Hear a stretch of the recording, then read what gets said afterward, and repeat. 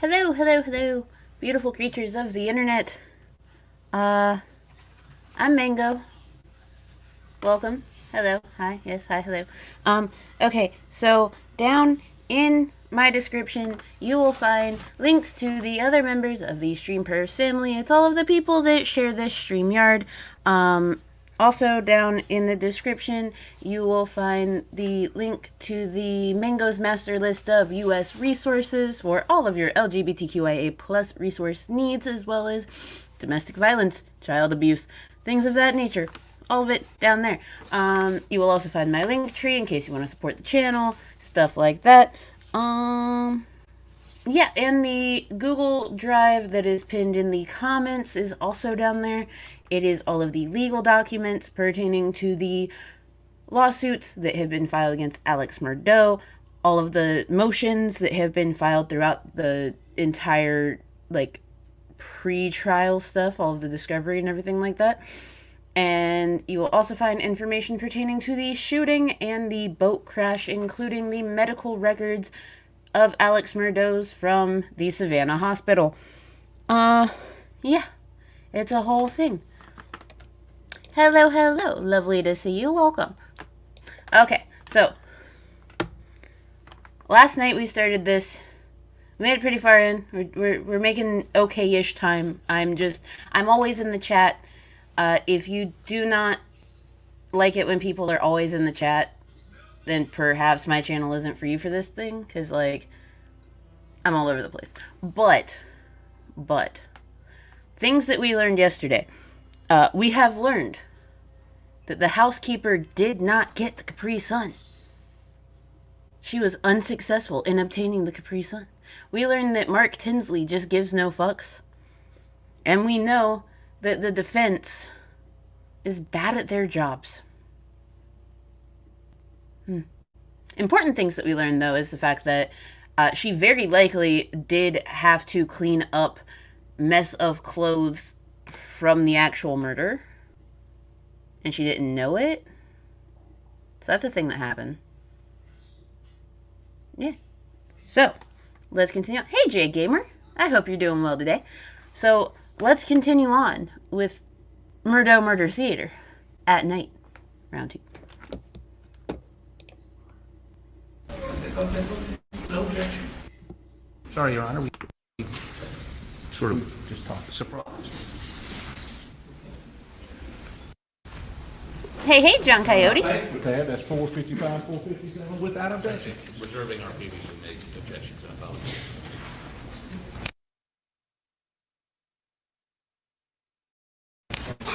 What previous objection? What previous objection? You said The reserving previous your previous I objection. apologize, I'm just so used to saying that. I apologize. I had no previous made objection to this document concerning this issue. I apologize. Did it without objection. There you are. 455. How do you forget what documents you have an objection to? Like, as a lawyer, should you not have a list of the documents that you, in fact, have an objection to, so you know when they bring it up, like, you can say something? That just seems like bad housekeeping on your part, my dude. Hey, Sydney. Here, okay? Were you texting with Alex Murdaugh about sending these cards? Yes, I was. And that's the text, and is that his medical card you sent him a picture of? One of the medical cards I sent him a picture of, yes. Please listen to me carefully and don't go any farther than my answer I ask, okay? Yes, sir. After this date, September 4th of 2021, did you and your husband quit living at Moselle? We did.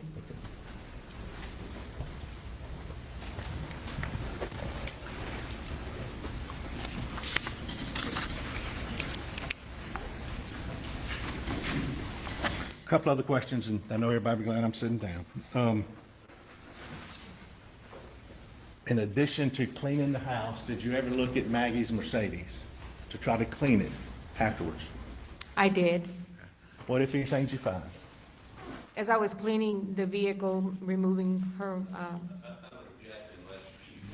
Gives a date, or at least a range of dates. You remember when that was? That was about a week after. Okay. Okay, that's actually like a really fair ask, because when you're establishing timeline for various pieces of evidence, it's super important to know exactly when you saw something. You know what I mean?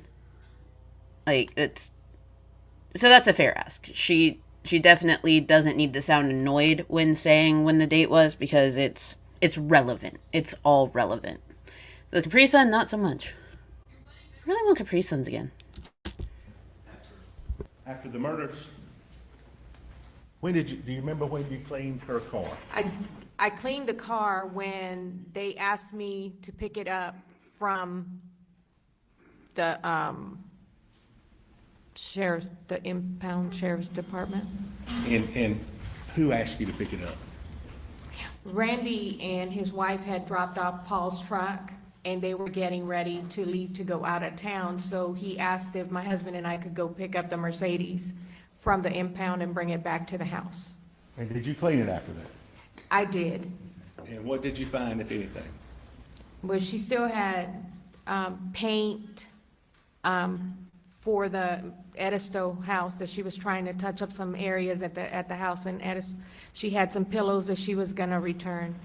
And as I moved the seat to clean, to vacuum underneath the driver's side seat, I found her ring.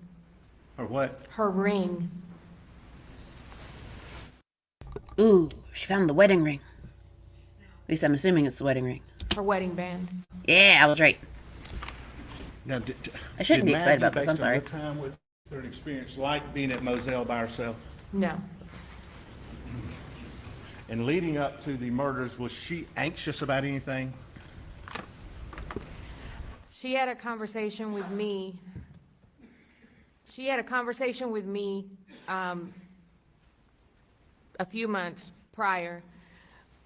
I walked in the house, and Maggie said, "Hey, Blanc," she said, "I got to talk to you. I got something to tell you." And so she said, "Let me make some coffee." And she went and made a pot of coffee.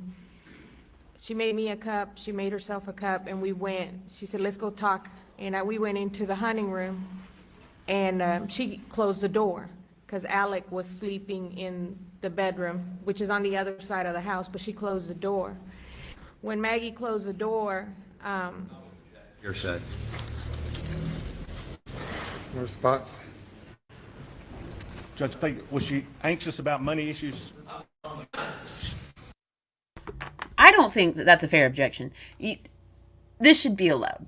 Because if she is anxious about something before she is murdered, before she is muck-ducked, like, we got to know. What is Maggie anxious about? I'm betting it is the financial issues. I object Well, I to, know you're objected, and but he is, I understand your objection. Well, I don't care what you're doing.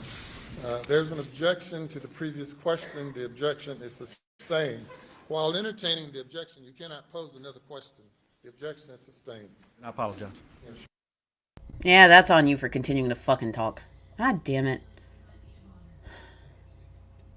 Okay, so I guess we are getting disappointed Mom Mango tonight. What the fuck?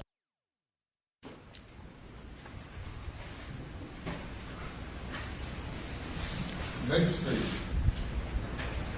Your Honor, I hesitate, but this is a matter that needs to be put on the record. All right, ladies and gentlemen, we'll have you go to the jury room. Please not discuss the case.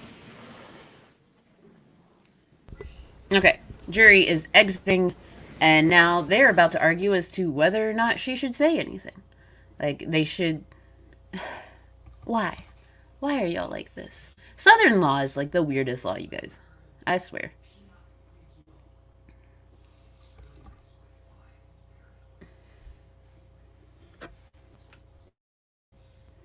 It's like they anticipate everyone just murdering other people for funsies, or for, like, money. Because we have a Slayer statute. Who does that? My state, apparently.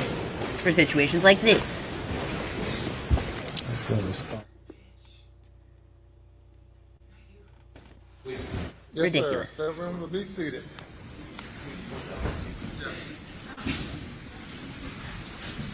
I objected to a conversation. We're aware of that conversation, but I objected knowing where he was going, which was, and in that same interview, by the way, that she gave about a statement where Maggie said that she was concerned about money, she also indicated Maggie was never concerned about money. Either way, it's hearsay. He said, before Your Honor ruled. Okay, but it is possible to be both concerned about money and appear as though you're not concerned about money. Like, Maggie Murdaugh could have lived her entire life just pretending to be unaware of her family's financial issues, but then express her anxiety over it to her housekeeper because she lives in the South, she's from money, and you have to keep appearances. Like, she can't be a happy housewife if she's very openly, like, worried about finances. You know what I mean? Oh, hey, Bipolar Noir. Yes, the South does have a very good size killing history. You are not wrong. The thing. But at least you'll be very happy to know that if someone that is in your will kills you while you are in the state of South Carolina and they are found guilty of killing you, the state will treat them as though they died before you, so they can't touch any of your shit. Positives? I guess? I don't know. Was she concerned about money, or wasn't she concerned about money? He testified, which is to hearsay. I would move. Yes. They were, in fact, incredibly close. The housekeeper worked at both the Edisto house and she did stuff at Moselle. And she was, like, the head housekeeper. She was, like, in charge of all the shit. She knew everything about the shit. She knew what flavor Capri Suns they wanted. I'm still stuck on Capri Suns. It doesn't help that I was talking to Lizard earlier, and we keep joking about the goddamn fucking Capri Suns.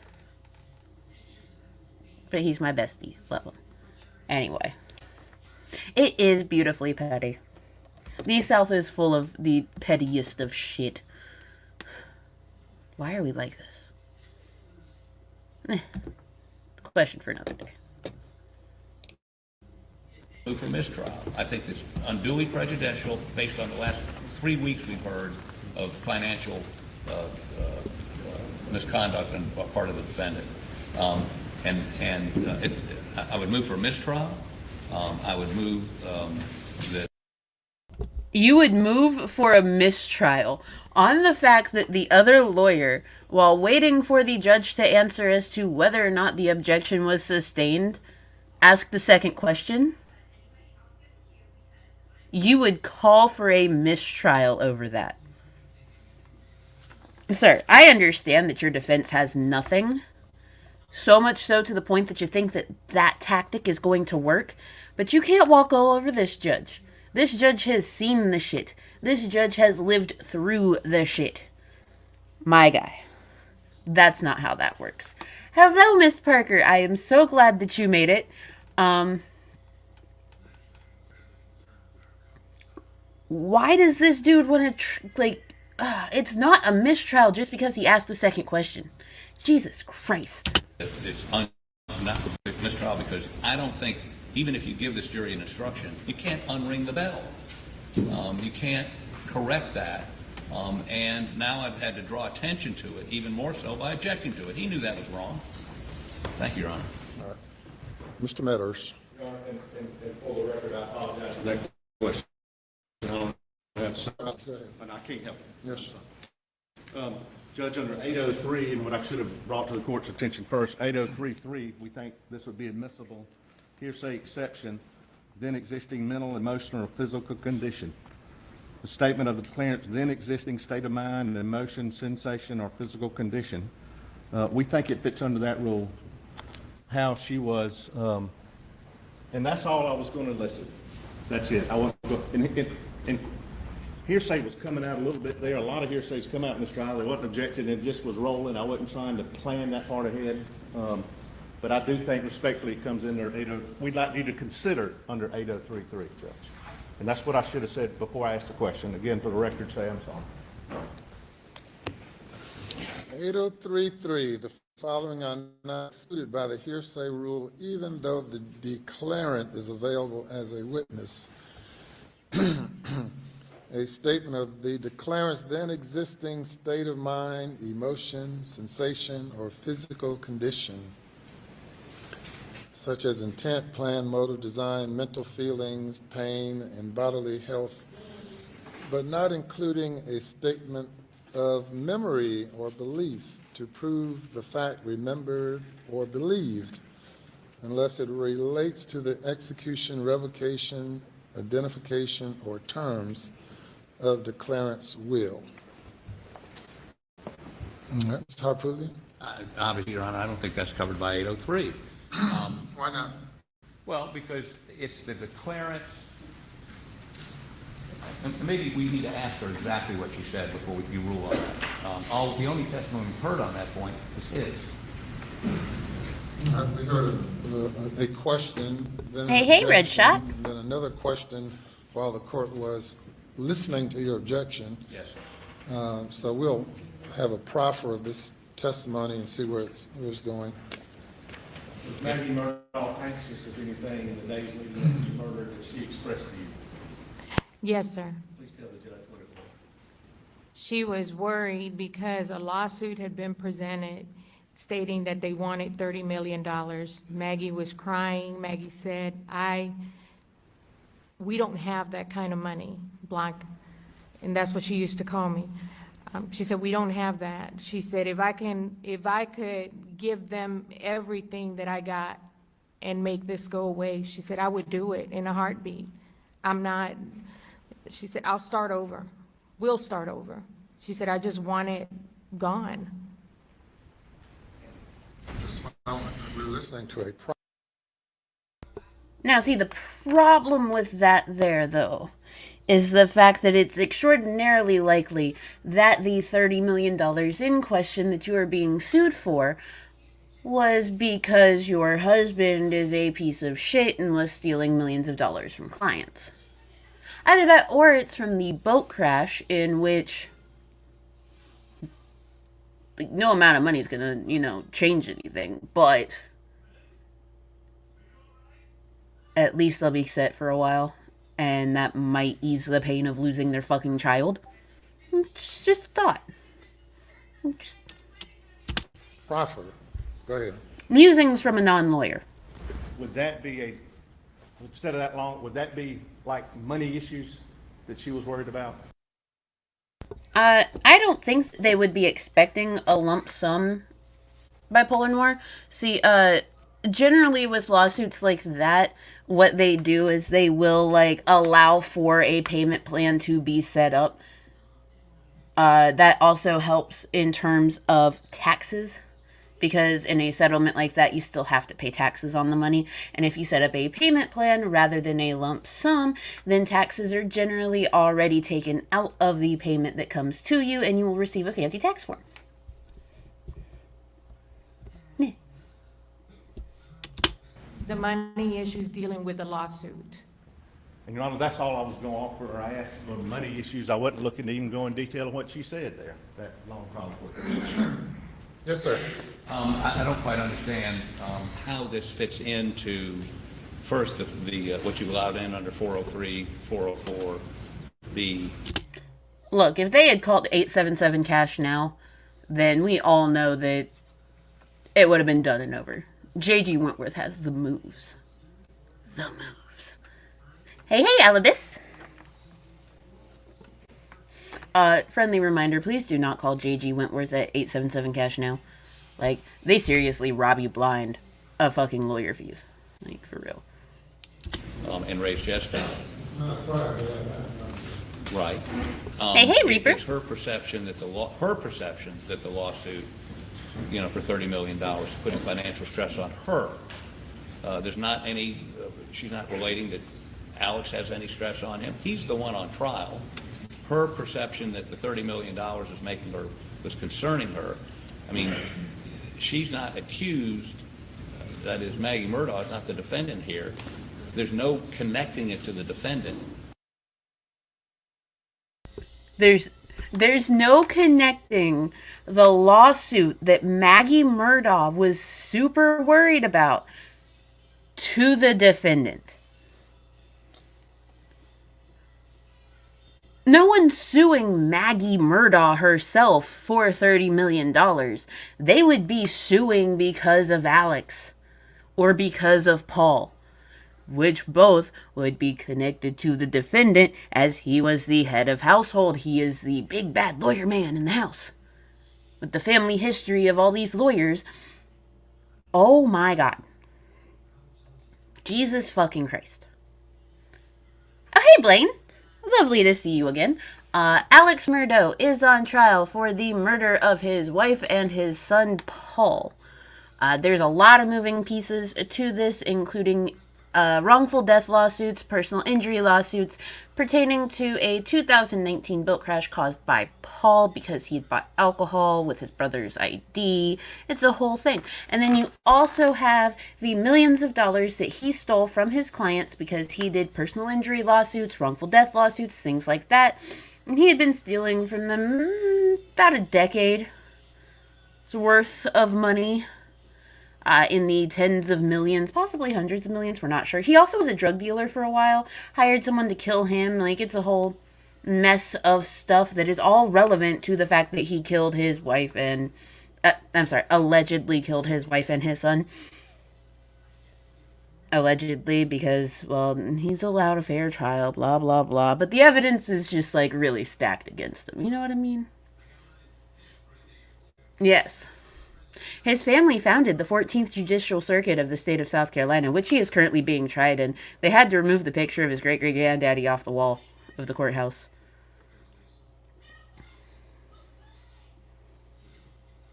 The whole thing. You know, that's the thing that I don't... He seems like the type of dude that is just so wound up in his own asshole that he would never be able to do that. Never. I mean, so much so that when it comes to Satterfield, Gloria Satterfield, the housekeeper that slipped and fell and died a few days later in the hospital,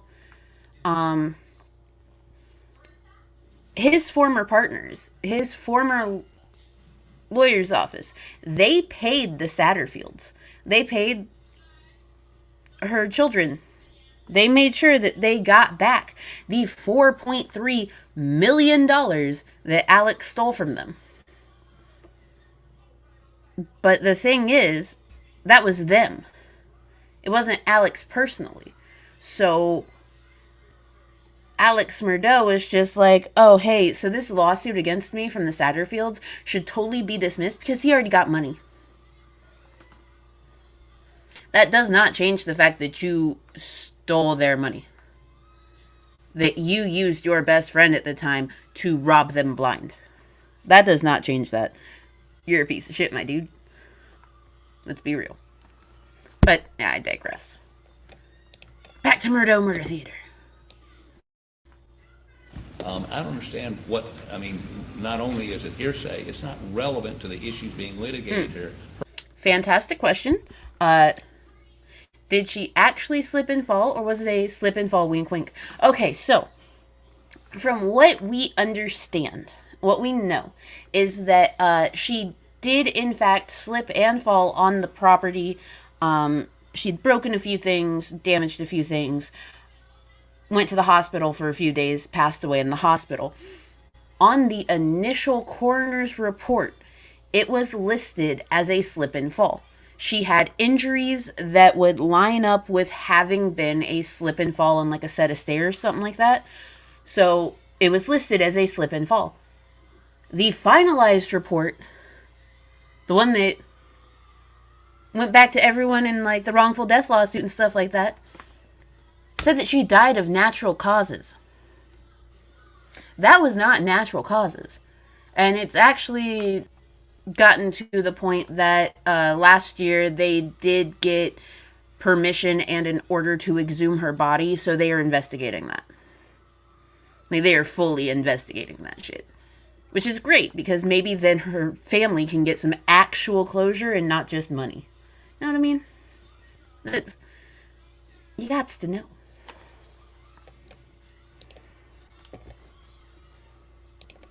Her state of mind, on financial issues, I don't know how that relates. Anything further? No, sir. No. We've had testimony elicited by the defense throughout the trial from witnesses portraying the family as a loving and happy marriage. Question posed to Mr. Gibson, I believe it was, and to the other friend of Paul's and Buster's, as to whether the family was anxious or seemed to have any concerns or issues going on at the time. And I find that this testimony properly responds to that testimony, and the objection is overruled. Fucking thank you. Good job, Judge. I love you. You're wonderful. There is no reason that that should not be included in any of this, because that's pretty fucking important. A couple months before Maggie Murdaugh is murdered, she's concerned about a lawsuit that's worth $30 million. Then you've got the date of the murder. Alex Murdaugh is confronted by his partners at his law firm about missing money. And he is scheduled to have a hearing on June 10th in which he is supposed to hand over all of the banks that he has accounts at and the names that those accounts are under. It's all relevant. It's important. Anything else? All right, let's take a 1 minute stretch before the jury comes back.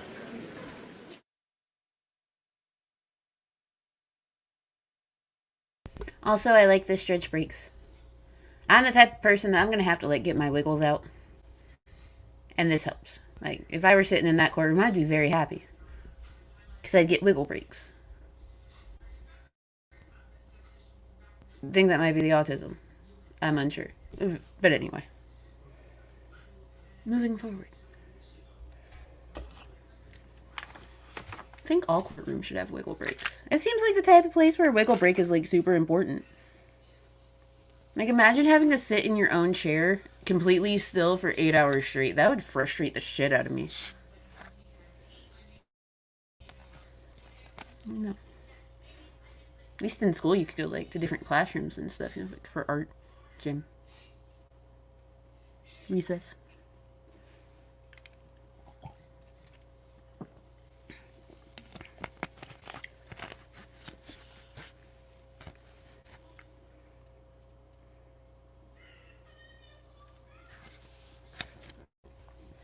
Yes, exactly. Wiggle breaks do help save from blood clots. That's... Oh, especially in office environments. Oh, Lord. I fear for those people's legs. I'm glad I work from home. I like the pace. It's the whole thing.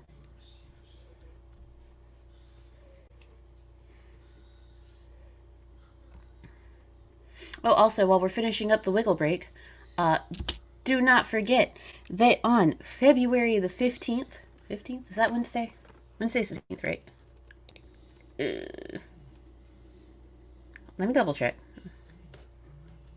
Yes. Okay. So on Wednesday the 15th, over on Security Monitor Lizard's channel, Lizard and I will each be eating 5 eggs hard-boiled in Code Red Mountain Dew.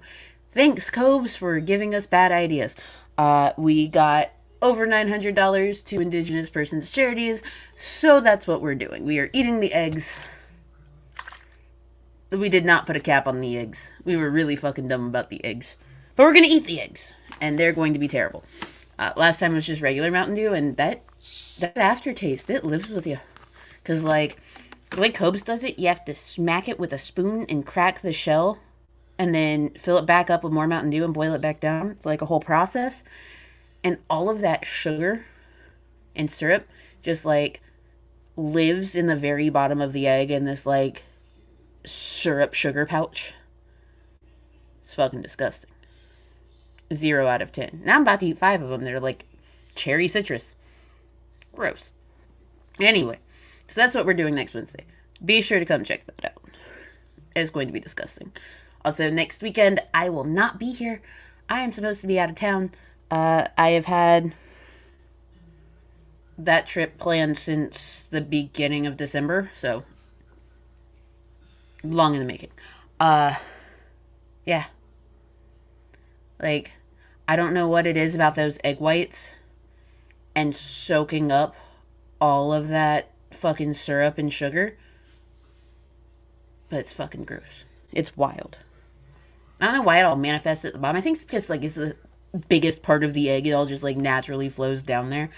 But it all just, like, builds up right there. Soaks in. It's fucking gross. Disgusting.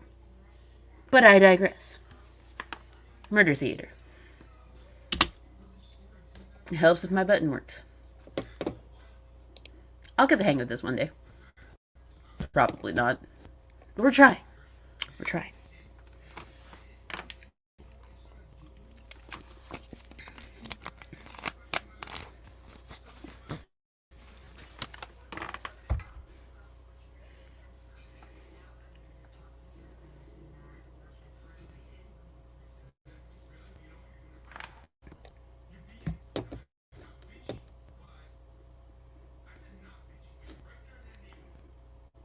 Denying the objection, the motion for mistrial is also, motion is denied. That's a dumb motion anyway. You can't call a fucking mistrial just because he asked a secondary fucking question. The defense has nothing. You bring the jury. Caprice.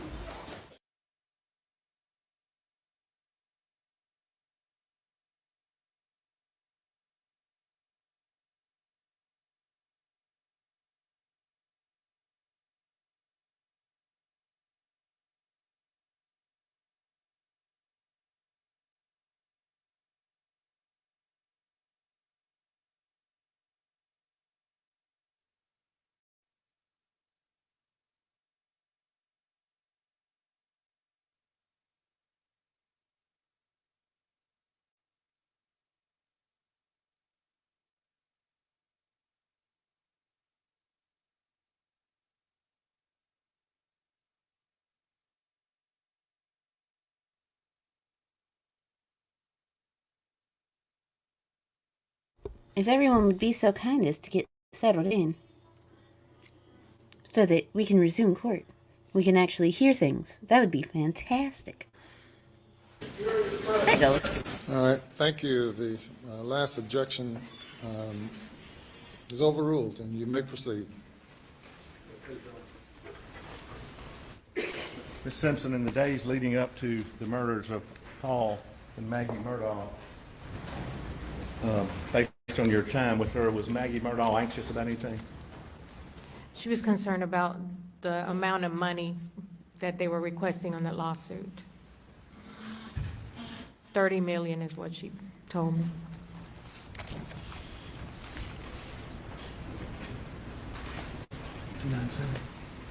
And we're going to show you what's marked 297. Because of the question,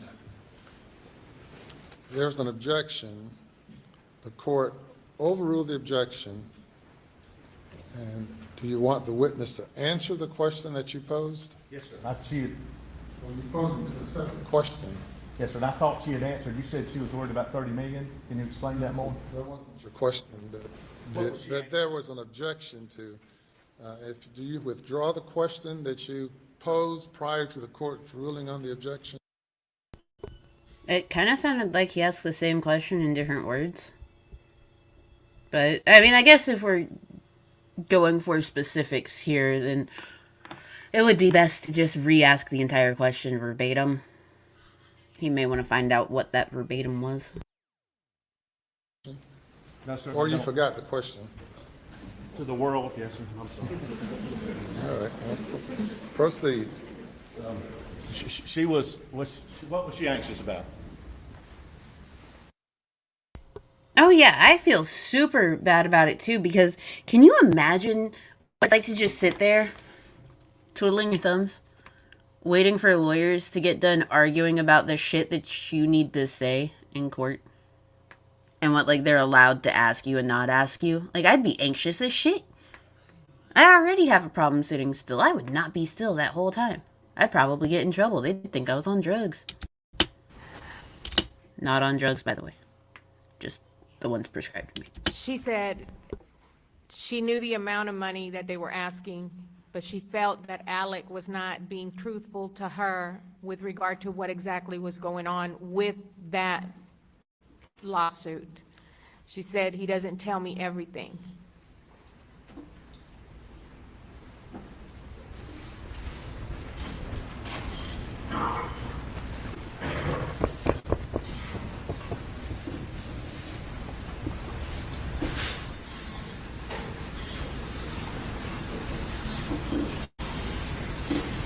I'll show you what's marked states 297. Excuse me, entered as 297.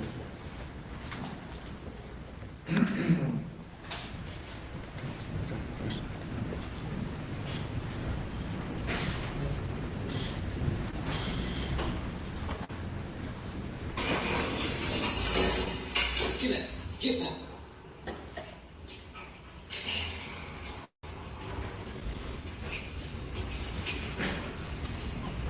Quit, Cash. Quit.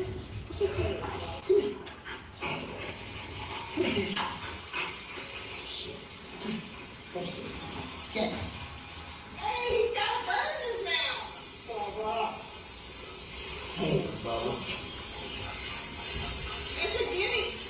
This is a chicken. Come here, Cash. Come on, Cash. Quit.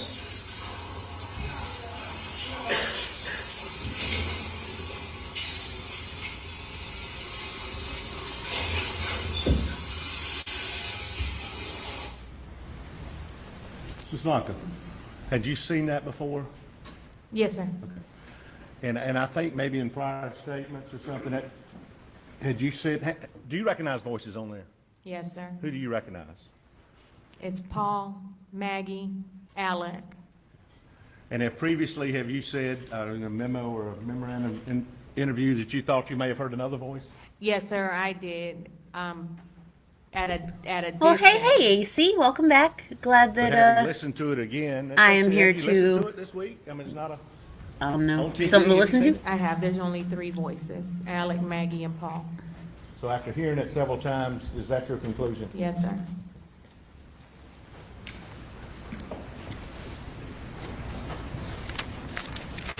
Just a few more questions. Yes. Would Miss Maggie Murdaugh, did she go down to the kennels at night by herself? No, sir. And you say that emphatically. Why, do you know that? She was scared. It got dark out there. So would she go down there by herself? No, Did she like to go down there when it wasn't dark? she did. And did she like playing with the dogs? She always took the dogs with her. Which dogs were hers? Grady and Bubba were always with her. Okay. So when she was at Edisto, where would Grace? Well, then you have found the exact right place there, AC, because that's pretty much all they do. And Bubba be? She would, sometimes she would take both of them, but the majority of the time, in the last few months, she was alternating. She would take one or if not the other. Can you tell us about the defendants? Did you ever see him with his cell phone? Alex Murdaugh, did you ever see him use his cell phone? Yes, sir. Can you tell the jury his habits with the cell phone? Would he have it a lot? Did he use it a lot? Yes, sir, he did. Okay. He was always on his phone. Say that again? He was always on his phone. I mean, that's not too out of the ordinary, considering that he is was a lawyer. He was a lawyer who was also a drug dealer who was also hiring people to kill him. Like, I would be on my phone all the time, too, if I had all that going on.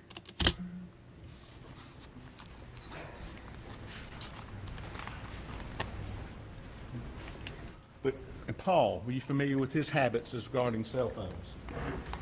Not, the times that he was there at the house, he was always on his phone. If he'd go in the shower or whatever, he'd play his country music on the phone.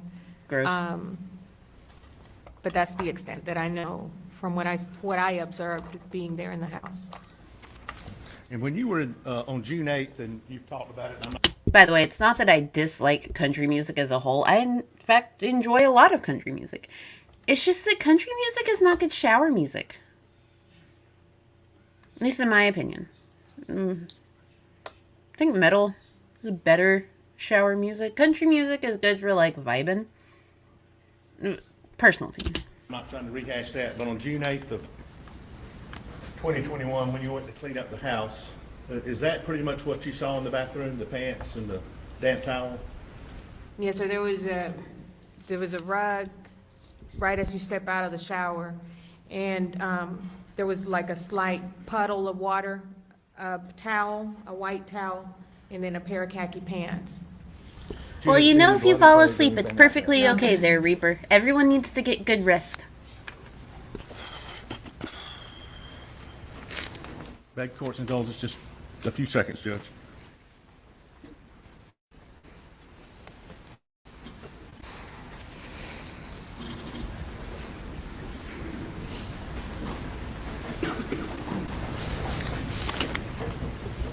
%1,000% that. Yes, absolutely. That's the one.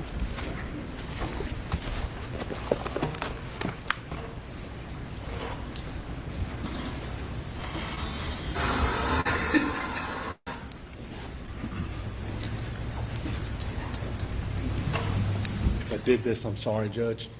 Is the individual in states? 306. Is that individual in the courtroom? Yes, sir. Okay.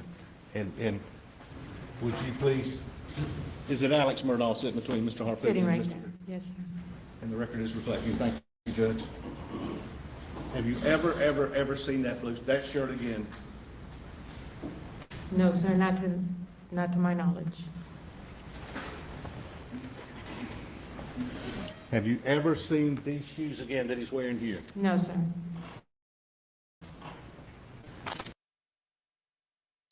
Oh my god. The blue thing might have been a blue shirt that Shelly saw. Because Shelly saw him coming with the blue thing. Wasn't quite sure what it was. She thought it was like a car cover. But the blue shirt in question is this hooded long sleeve shirt that is kind of made of the same material. It's like, kind of like a rain shirt, almost. That makes sense? Oh my god.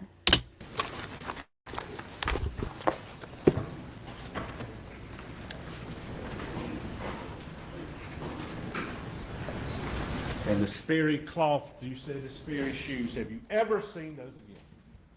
No, sir.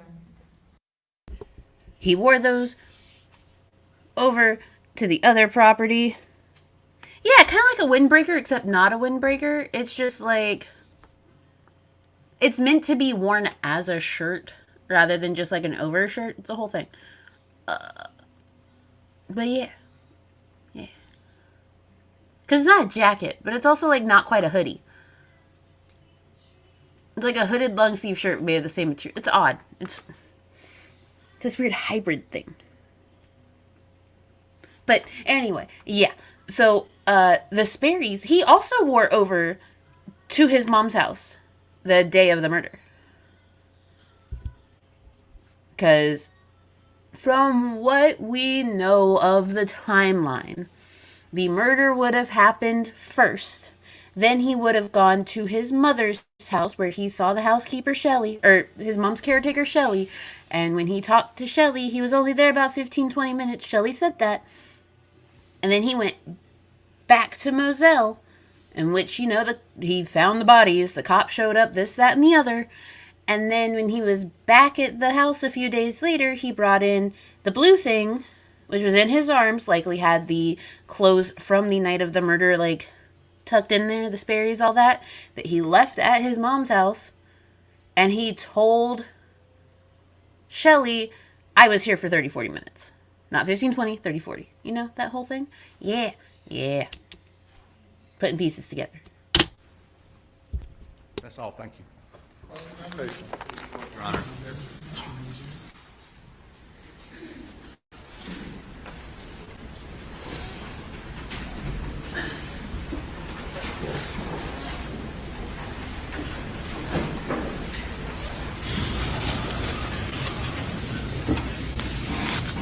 And my name's Dick Harpuglia, and I represent the man you know as Alex, right? Let me say this about Dick, okay? Dick is the worst. And I'm not just saying that because he's, like, really dropping the ball here as an aggressive defense lawyer for his client who is currently on trial for murder. But just in general, like, as a person, he's a dick. His office is based out of Columbia. Like, people know Dick around here. Freezing. People know lawyer Harpulitan around here.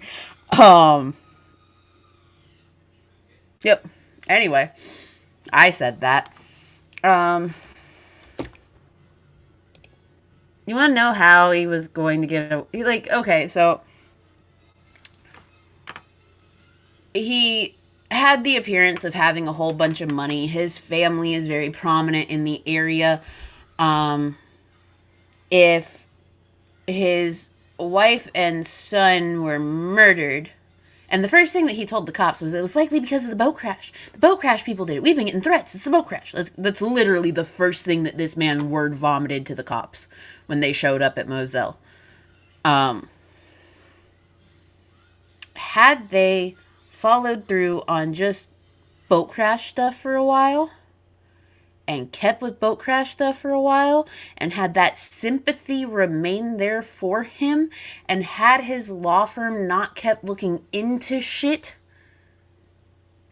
he probably would have gotten away with it.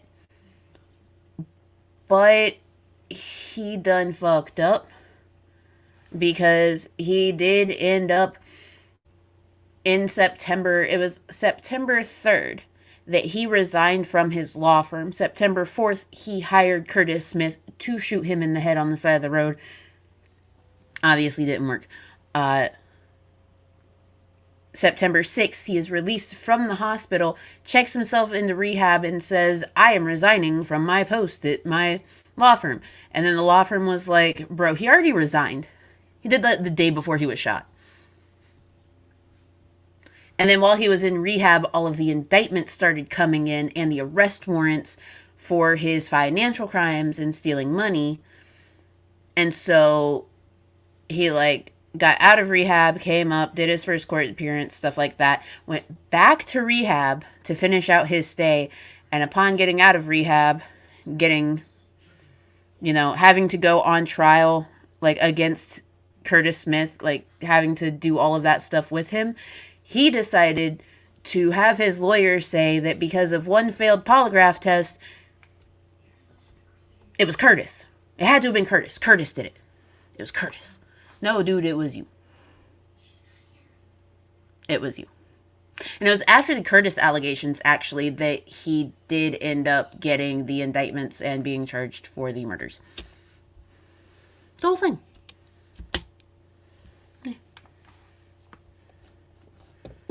So how about next time, Murdaugh, you just shut the fuck up? How about you don't word vomit as soon as the cops show up to the scene of the crime? I'm not telling y'all how to commit crimes, by the way. I do not endorse the committing of crimes. Put that out there. That was bad. Yes, sir, I met you before. I don't think we've ever met before, have we? Yes, we have. We've met? Yes, sir, at the house. Maggie's funeral. Oh, at Maggie's funeral, yes. I apologize. A lot of people there that day. Yes, sir. Alex has always referred to you when people ask who you are as his friend, correct? That is correct. Never called you his housekeeper, right? That is correct. He always... I too fully endorse being the gay. For I am also the gay. I'm pansexual, Half gay? I don't know how to define that. If we vibe, we vibe. It does not matter what's in your jeans. Okay? Or if you wear jeans. Skirts are cool. But anyway, the second thing that I endorse are city ordinance violations, not state statute. Because here in the state of South Carolina, if you get a city ordinance for something like weed, then all you have to do is pay a small fine, and it just doesn't show up on your record. Like, it's not something that'll pop up on a background check. City ordinance. It's not even a misdemeanor. It's even lower than that. I endorse those in the state of South Carolina. I should not say that on stream. I am live. Ma'am.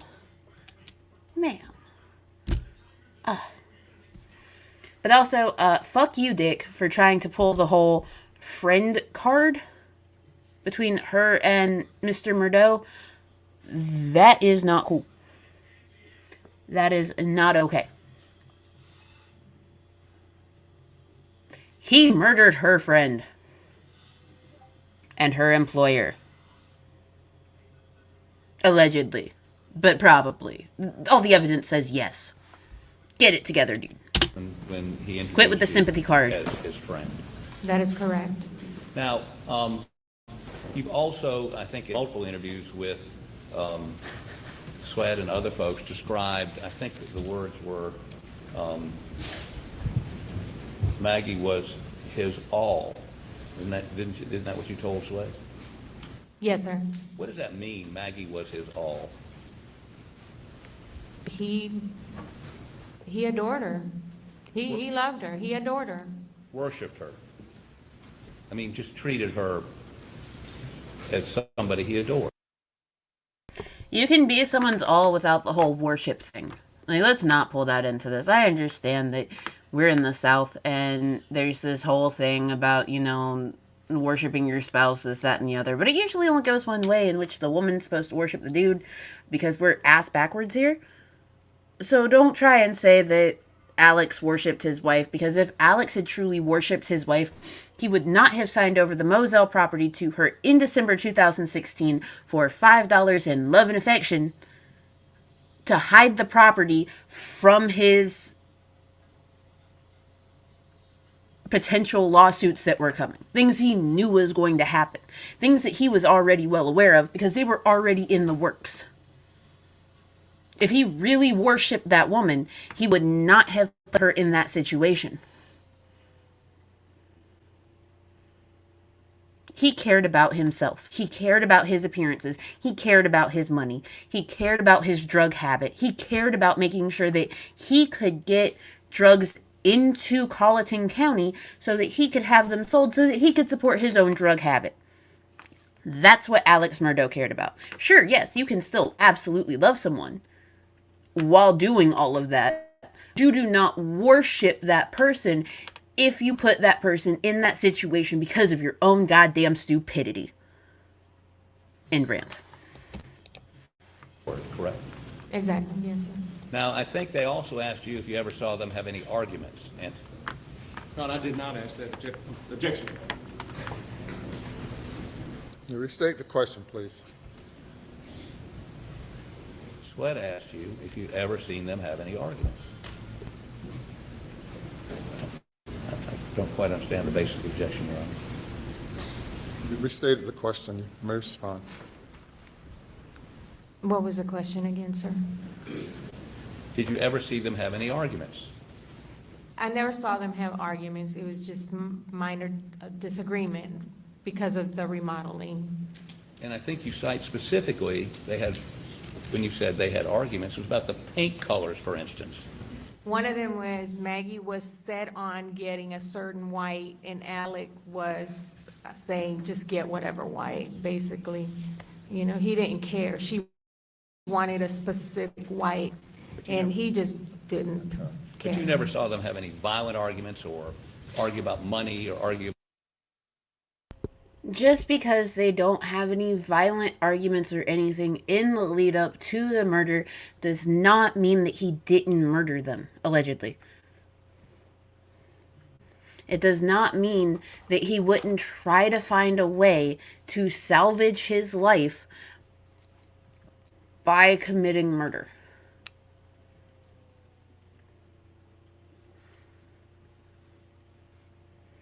He wants to keep up appearances. He wants to do this, that, and the other. The easiest way to do that would be to kill them, have that property protected under her will, so then he has fallback money. Because even though he signed paperwork to make sure that, like, he doesn't have anything to do with the property, and that was actually argued, it's all in the folder. Like, yeah.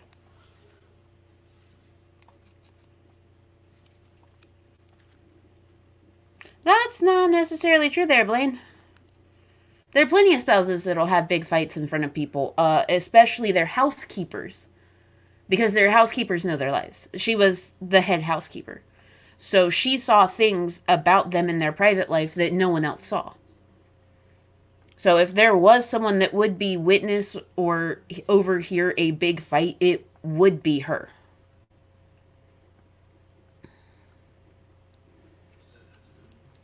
Because people get to a point of comfort with people that are in their lives every day that they tend to just stop caring. And housekeepers hear a lot of shit. A lot of shit. Like all the shit. Don't fuck with rich people housekeepers. They will drop all of your drama real quick.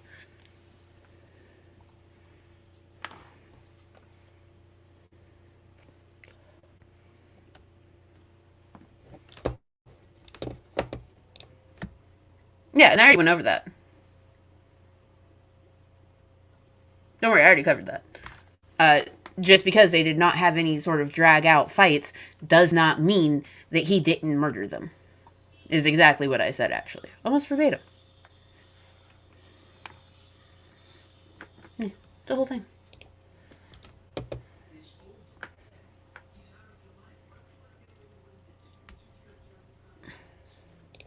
Hello, Skits Crasher. It's lovely to see you. About relationship. It was all the minor things that most couples go through, picking paint colors and those kinds of things. Is that correct? Yes, sir, to some, they would. That is very true. It is entirely possible that had they had some big knockout drag down fights, that she would vent to the housekeeper about it because they were friends. Like, she had already gone to her about the money issue that she was having anxiety over, the lawsuit. So it stands to reason that she would probably go to her about that too. You never know. Like, we don't know what their actual personal friendship was like outside of their working relationship because they haven't really discussed it all that much. But you can imagine someone that has worked for your family since your kids were little. Like, she'd know a lot. She'd probably been there through some shit. She knew their favorite flavors of Capri Sun, damn it.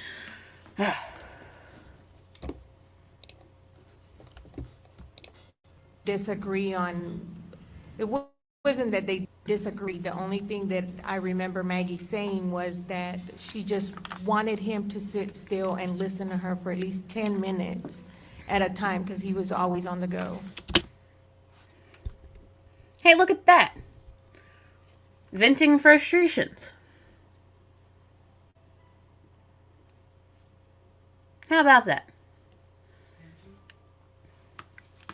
You know, I think it is fair for a wife to vent about her husband not sitting down and listening to her because, you know, a lot of that stuff builds up. That frustration over that builds up really fucking bad. And sometimes it can reach an explosive point. It happens. Is that an uncommon complaint between husbands and wives or wives? Oh, Blaine, if you would like to learn all about this case, there is a pinned comment at the top that has a Google Drive. If you go in that Google Drive, you will find all of the lawsuits. You will find all of the state indictments for all of the financial crimes, the murders, stuff like that. You will find all of the information about the shooting incident, the boat crash. Like, it's all there. It's all very nicely organized. I worked really hard on that folder. Go look at all the documents. The husbands want you to just listen to me. Is that right? She would get frustrated because of that Right. Do you ever tell your husband that? Just listen to me. Sit, please. all the time. Okay. So, let me talk a little bit about the morning of the 7th Yes, sir. and then the morning of the 8th, because I understand you left before Paul, Maggie, or Alec was on the Moselle property on the 7th, correct? Yes, sir. Okay. We're going to talk about those texts in just a minute between you and Maggie, but Oh, you thank fixed you. some dinner for I like the them. new name too. I did. And did you set a table, or did they have to go get their own plates and put them out? No, I left the food on the stove. Right.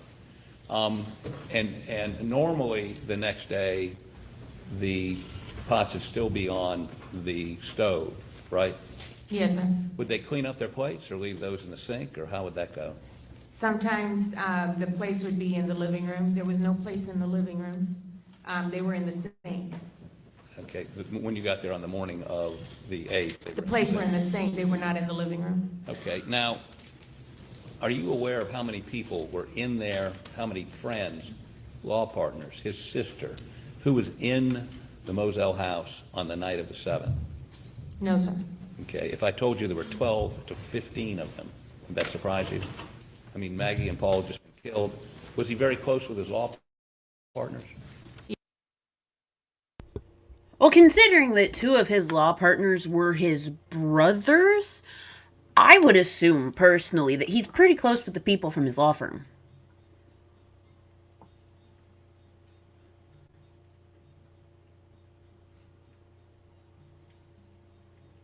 It's just, a thought.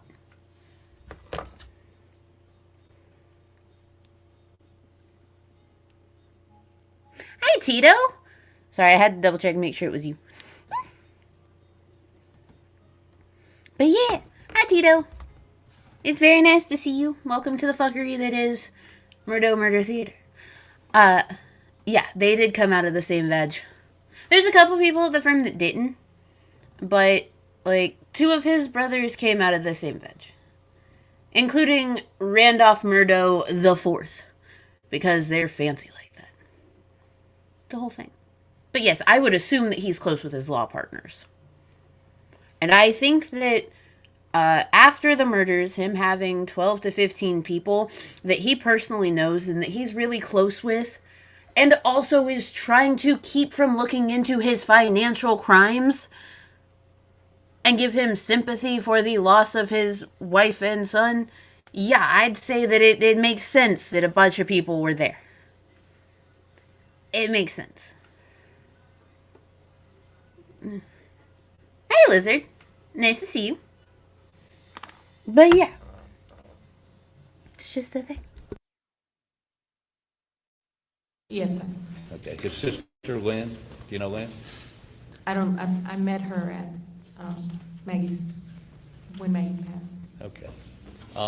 And would it surprise you to know that the, Your Honor, I'm going to object.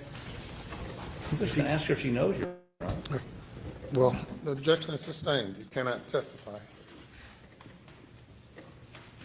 Let me make it more general than this. Do you know if anyone that evening of those people moved the food from the stovetop to the refrigerator? I don't know. Okay. Now let's talk a little bit about the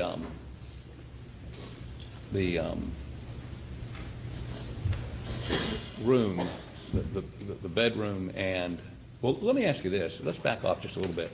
You drove over from his mother and father's house, correct? That is correct. That morning, the 8th, to Moselle, right? Yes, sir. And instead of coming in your normal way, which would have been the entrance by the kennels, where there, did you see all the police down there?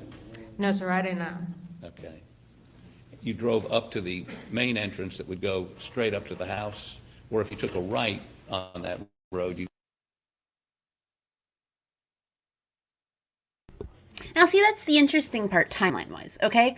So, when investigators first got to the house, after he initially called, when the police first showed up, first responders, all of that, he was on the phone with his brother, the lawyer. Like, why you would immediately call your lawyer brother to talk about this and not say your surviving child and be like, oh my God, they were just murdered, get over here? Like, I don't know. That's just personal to me. Like, I think I would want to call my surviving child, not my lawyer brother first. But I digress. So, he calls him. He's dealing with the investigators. About 4 hours after the initial responders show up, SLED agents arrive. Now, sometime in that 4-hour time period, he went from it being him and just him having been on the phone with his brother to him and 12 to 14 other people, including his son and both of his brothers, just like chilling at the house. It has been 4 hours. How do you round up all of your people in 4 hours while dealing with investigators who are trying to interview you and look at all of the areas of the house to try and figure out this murder? Like, dude's a magician. He has to be a fucking magician. It's ridiculous. You end up back down at the kennels, right? Yes, sir. And you came up that, were there police around the house up there? Not around the house. Okay. Did anyone question whether you should go into the house or not? No, sir. Was there anybody in the house other than you? No, sir, it was me. So did you find it strange that this was a crime scene? Objection. The house itself was not a crime scene.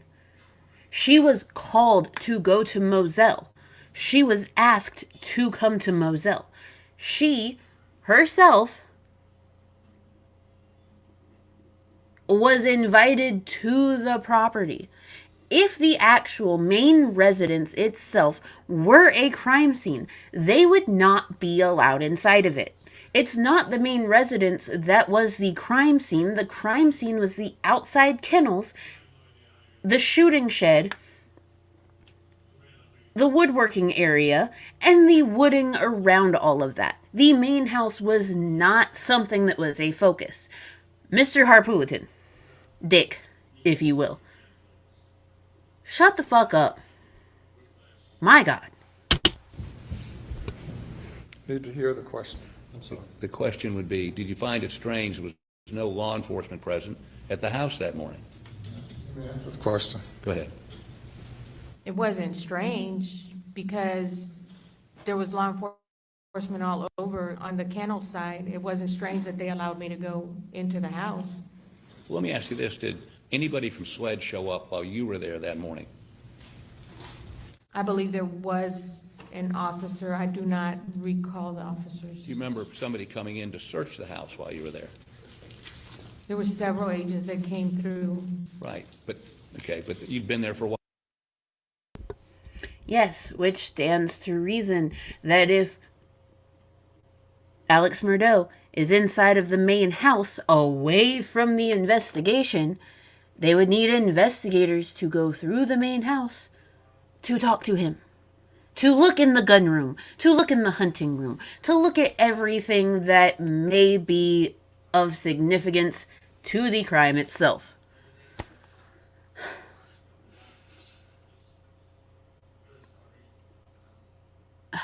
Maybe I need the snack and a nap. While before they got there? Yes, sir. Did they ask you about clothes you found, or did they ask you about anything that you found out of the ordinary, anything like that? I didn't ask any questions. They didn't ask me. They just went about doing what they were doing. Because there was no reason to ask her anything, because she was not present nor involved in anything having to do with the crime. She was not on their radar. Why would they stop and ask someone questions who was not present on the property, had been at the Edisto property for most of the time? Where are you going with this line of questioning, Dick? Does it feels like nowhere? And were they going from room to room? Were they looking for things under the bed? Do you remember? It appeared that that's what they were doing, sir. Okay. But that was after you got there and picked up the bathroom, picked up the towel. No, sir. I hadn't picked up anything at that point because I was still in shock and I was still trying to process what had just happened to my friend. So they would have seen the khaki pants on the floor. Objection. Did they go into the bathroom? I couldn't tell you, sir. How about you FOIA request or talk to the SLED agents? Why are you asking the housekeeper?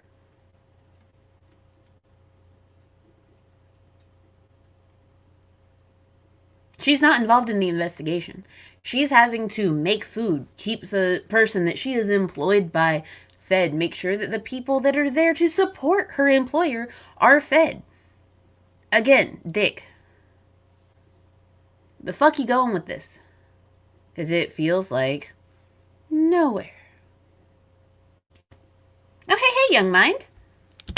The laundry room sits on the other side of the house, and I had to take some time to process what had happened to Maggie and Paul. I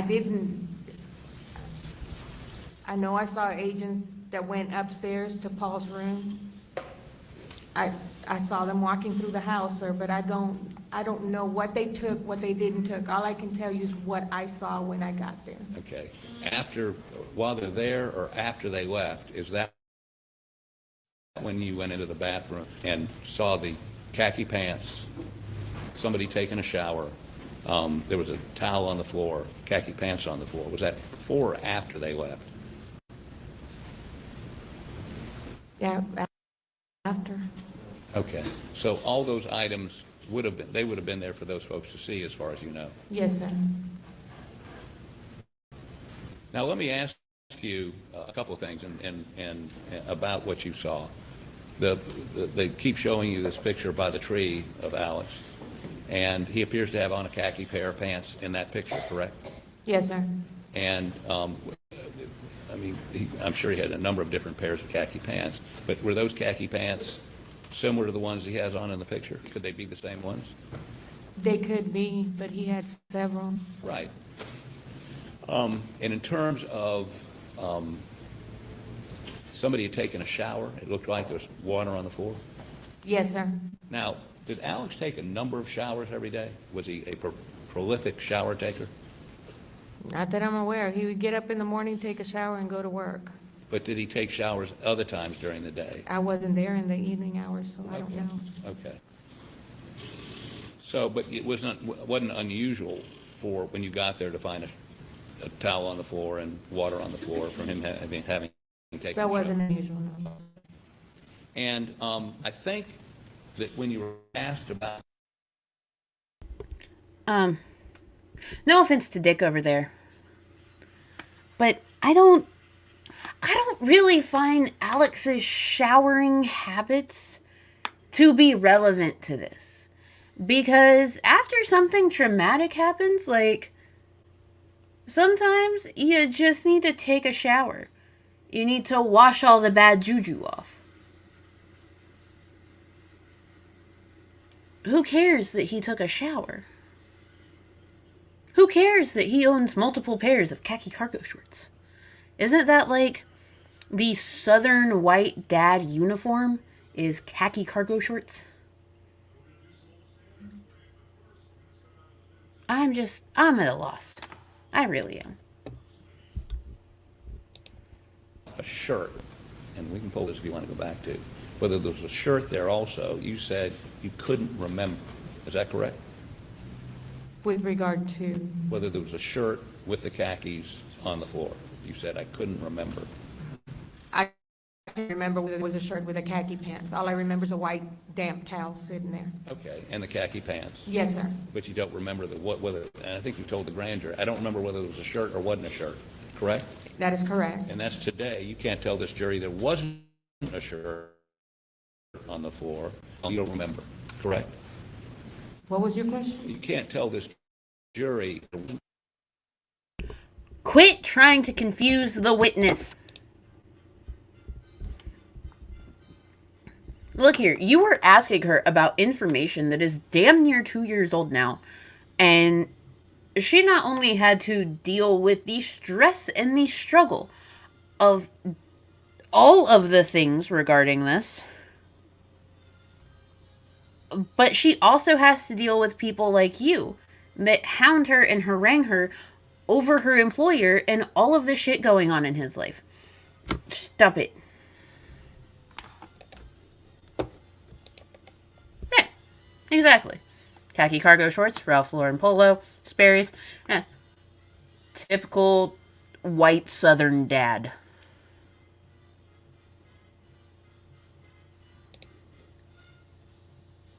It's a thing.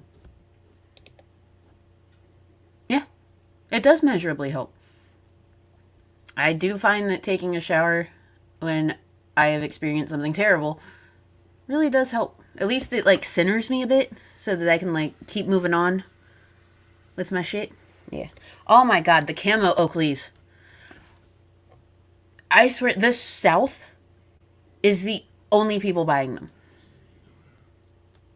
A certain demographic of the South are the only people buying the camo Oakleys. Ugh. Anyway, moving on. A shirt on the floor because you can't remember whether there was a shirt on the floor or not. Isn't that what you told the grand jury? Yes, sir. Okay. So we know there's a pair of khaki pants. There may have been a shirt. And those shoes, well, let me ask you this. Do you know on the 7th, Yes, sir. Alec had left, correct? He wasn't there when you got there the next morning. No, sir, he wasn't there. Okay. As a matter of fact, he never spent another night at Moselle that No, you sir, he knew. did not. She knows, Your Honor.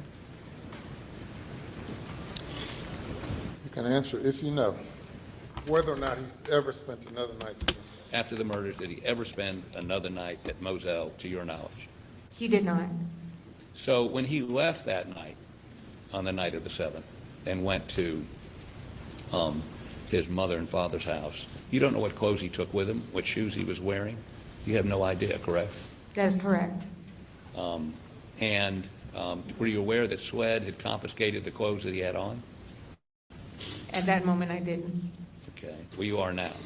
Yes, sir, I do know that. Okay. A white T-shirt, pair of shorts that he showed you, and whatever shoes he had on, some sneakers, right? I didn't see the sneakers, but I saw the clothing items. Okay. And so Again, this line of questioning is, in fact, super dumb. Because we already know what sled is confiscated. We already know. They already made a big fucking show over the t-shirt and whether or not there was actually blood on it. And all of this other horse shit. We know. If you're trying to gun for an unreliable witness stance, this is not how to do it. Because she is telling you what she knows to the best of her knowledge. And if we're going to call a witness unreliable on a best to my knowledge statement or statements, then pretty much every witness ever needs to not be a witness. You know what I mean? Especially when it takes years for something to be tried. he had to put on, if they did that, other clothes to go over his mother's house, correct? Objection. Would it stand to reason he'd have to put on other clothes or go in his underwear? Hey, wait. Someone just called an objection, and the judge didn't answer. You just asked a secondary question. Should they call a mistrial? And go ahead and find your dude guilty. Get it together, Harpulliton. I would assume so, yes. Okay. Do you know what he wore over at his mother's house? No, sir. Do you know whether he wore those shoes? No, sir. You don't know. So Your when, Honor, objection to. Objection. God damn, he's pissing me off. I can't help it. Like, Jesus Christ, my dude. Fuck me. I really would love to know how the jury feels, and I'm sure that we'll find out eventually how people on the stand felt during all of this.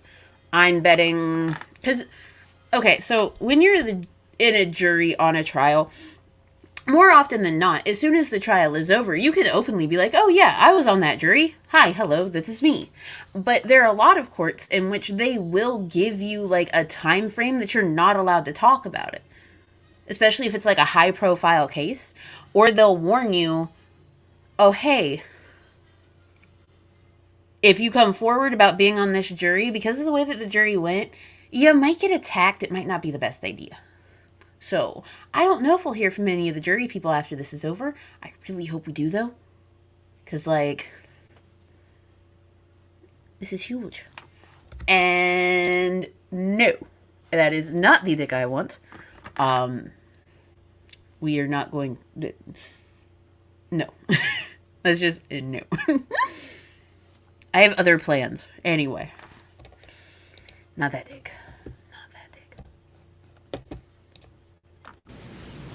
Basis for the objection. To which question? To that last one, shoes, I don't know what specificity he says to those.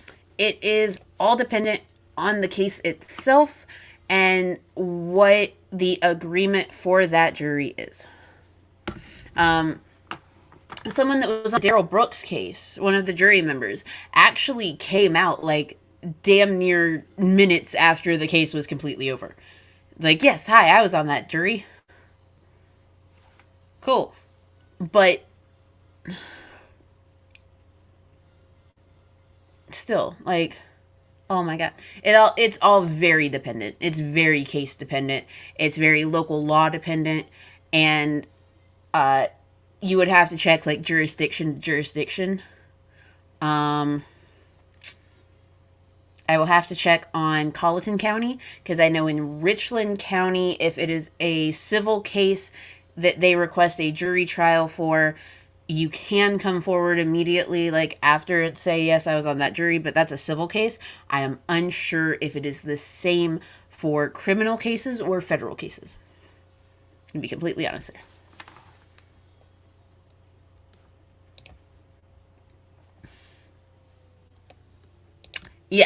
Yeah, it is going to be the most common thing that you receive, because every single state is like its own little country, essentially, when it comes to legal laws.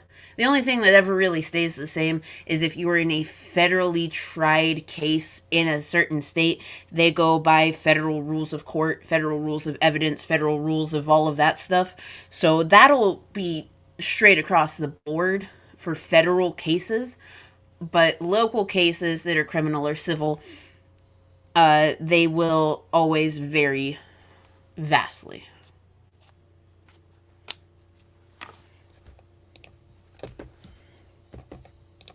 Shoes, I don't know what he's. I'm sorry, the shoes that you say you saw in the Snapchat photo, you say you never saw again, right? That is correct. Okay, you don't know whether he wore those shoes the night of the 7th over to his mama's house, do you? I don't know that. I wasn't Okay. there. You Goddamn don't know vessels and what travelers. he wore over there, correct? That's correct. I wasn't there. He may have even worn that shirt that you said you never saw again, correct? Objection. Objection's overruled. Right? Correct. She's literally answered the same question like 6 fucking times now. Can we move the fuck on, Dick? Okay. Now,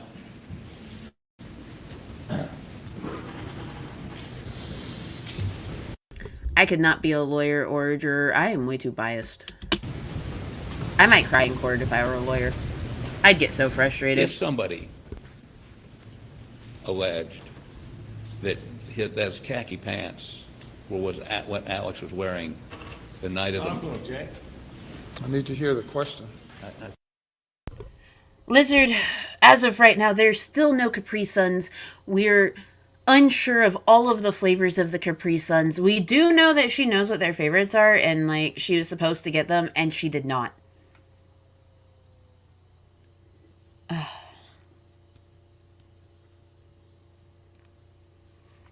I need Capri Suns though. I really want a Capri Sun now. Like I have an empty one right here that I had earlier, but I'm out. So yeah, I'm sad. Anyway. This is true. It's always the false starts and disappointments.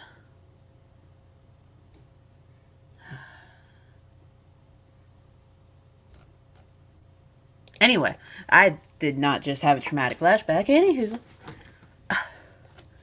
You need more what there, John? What is that? What is that? What's a Buckley's? I don't know what the fuck a Buckley's is. I'm gonna look it up. I have Google. Like, I'm on the internet. What? Let's see. Do.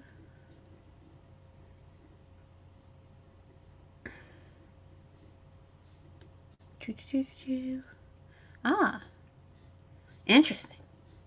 Yeah, no, I'm looking at it right now.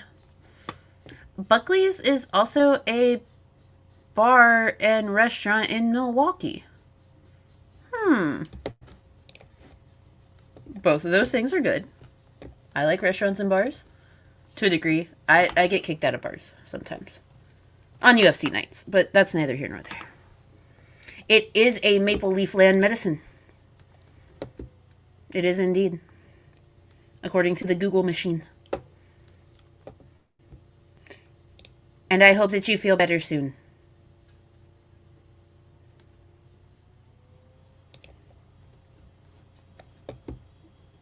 Blaine, I actually did not see it because it did not pop up on my end. So, but yes. Just remember, you guys. Alleged murderer. Alleged murderer. I can't finish the question. I'm sorry, Aaron. Let me state this. If somebody were to say that Alec Murdaugh, as ridiculous as it sounds, was wearing those khaki pants when he... Objection. Objection sustained. Okay. Let me put it... Thank you for sustaining the objection. Like, what the shit? this way. Did you see any blood on those khaki pants? If he had taken a shower after he had allegedly committed the crimes and had... Okay, look. We know this much, okay? Let me be real with y'all. We know that Alex Murdaugh had already had one outfit change before he went over to his mother's house. He was not wearing the clothes that he allegedly murdered them in when he went to his mother's house.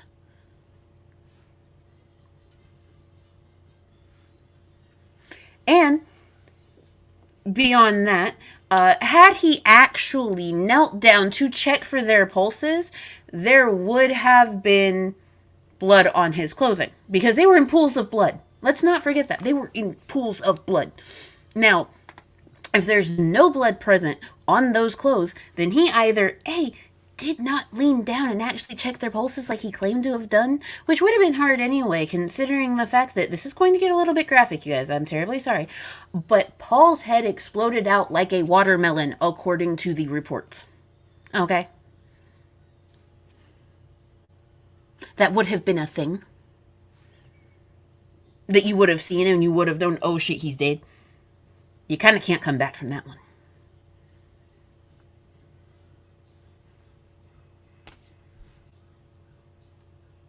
But I digress. It's also very possible that had he taken a shower after the traumatic event happened, he could have reasonably rinsed the blood out of his pants in cold water in the shower. It's a trick that women use all the time. Also, you can get blood out of stuff really easily using hydrogen peroxide. But if you're doing it on something like khakis, you have to be really, really careful about the amount of hydrogen peroxide that you use, and you want to mix it with a certain amount of water. But either way, it's not going to leave traces that can be found with the blue lights that they use when they're looking for blood at crime scenes. That's why you don't use bleach to clean up blood. I am not endorsing murder or ways to get away with murder. Just... Anyway. No, sir. He washed them, right? Yes, sir. Did you put anything on them to get blood stains out? I mean, would there be... Are you been saying that I remove blood stains off of khaki pants? I'm asking you... You are asking her if she removed bloodstains from khaki pants. That's exactly what you're fucking asking, my dude. It's a rhetorical... No, it's not. It's pretty fucking straightforward. Rhetorically, I'm asking you, did you see any blood stains? There appear to be no blood stains on those pants. Okay. And in the bathroom, did you see any bloody footprints? I did not. Did you see any blood on that towel? No, sir. Did you see anything indicating to you there'd been anybody wearing bloody shoes or washing off after You learn all the washing tricks blood when you're off, in the or anything uterati. that would indicate that somebody, after a murder, had gone back to that room, changed clothes, covered in blood, took a shower and changed clothes. Did you see anything that would indicate that? Objection's overruled. Go ahead. This is the first time that I have ever been in a situation where somebody was murdered. Right. I didn't know, as far as what you're asking me, if there was anything bloody in there. No, it did not appear to be anything bloody in there. Did you clean the shower that day? Yes, sir, I rinsed it off. You rinsed it off. Nobody told you not to rinse off the shower? No, sir. Okay. And again, nobody from SWED as that group. Nobody from SLED had a reason to tell her not to rinse out the shower because at the time, he was not a prime suspect. He was not a person of interest. Everyone knows this, Dick. It's in the SLED reports. God fucking damn. Went through, asked you, did you see bloody footprints? Did you see any evidence that there was anything bloody in that bathroom? Did anybody ask you that? No, sir. And your testimony is those khaki pants were there. They would have no reason to ask that of her. Zero. None. No. None. After SWED left. Yes, sir. And maybe even a shirt you can't remember. Yes, sir, possibly a T-shirt, but I did not see it. I don't remember. Okay, you don't remember what kind of shirt, if there was a shirt. Without objection. The objection is overruled. Thank you. Do you remember, I'm doing like Mr. Meadows now, I forgot the question. Good. I'm glad you forgot the question. Because you're old and you're a sack of shit. Look, okay. Generally, people that, do trial coverage and stuff do their best to be as unbiased as possible. I'm not unbiased. At all. In the least. None percent unbiased. I'm very biased. I will just straight tell you that. I am biased. And that's okay because I am not a lawyer. I am not his lawyer. I'm never going to be a lawyer. I am too mouthy. I have way too much going on. It's one of those things. And that's okay. Because at least if I am wrong about a certain bias, which I have been before, I can admit it. Like if something happens, they pull out some sort of piece of evidence, they're just like, yeah, this changes everything. I'm willing to admit when I am wrong. And that's cool. It happens. People are wrong all the time. I am not a partial PI, goddammit. I'm a petty PI. I'm just very biased. But let me see if I can get this back on track. These interruptions are getting me a little askew. So I think you've already asked and answered that. Here's the thing about that, though, John. If I were to be a PI, I'd be terrible at it. Wanna know why? Because I am not sneaky. I am a very loud person most of the time. I am loud, I am obnoxious, I am annoying. I am aware of who I am. I think I could probably be like a paralegal because I am really good at research and I can do stuff and things. But I couldn't be one of those private investigators that has to go out and take the secret photos and videos of people. Nah, you'd hear me squeaking from a mile away if I heard something funny. Let's be real. Also, I am very proud of us. We have managed to make it 40 minutes into this in an hour and a half.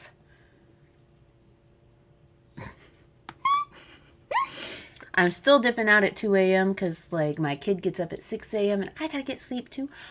But it's okay. We're still going to continue Murdaugh Murder Theater tomorrow night. late night theater is the best theater, especially when it involves a jackass. Now, let's talk a little bit about,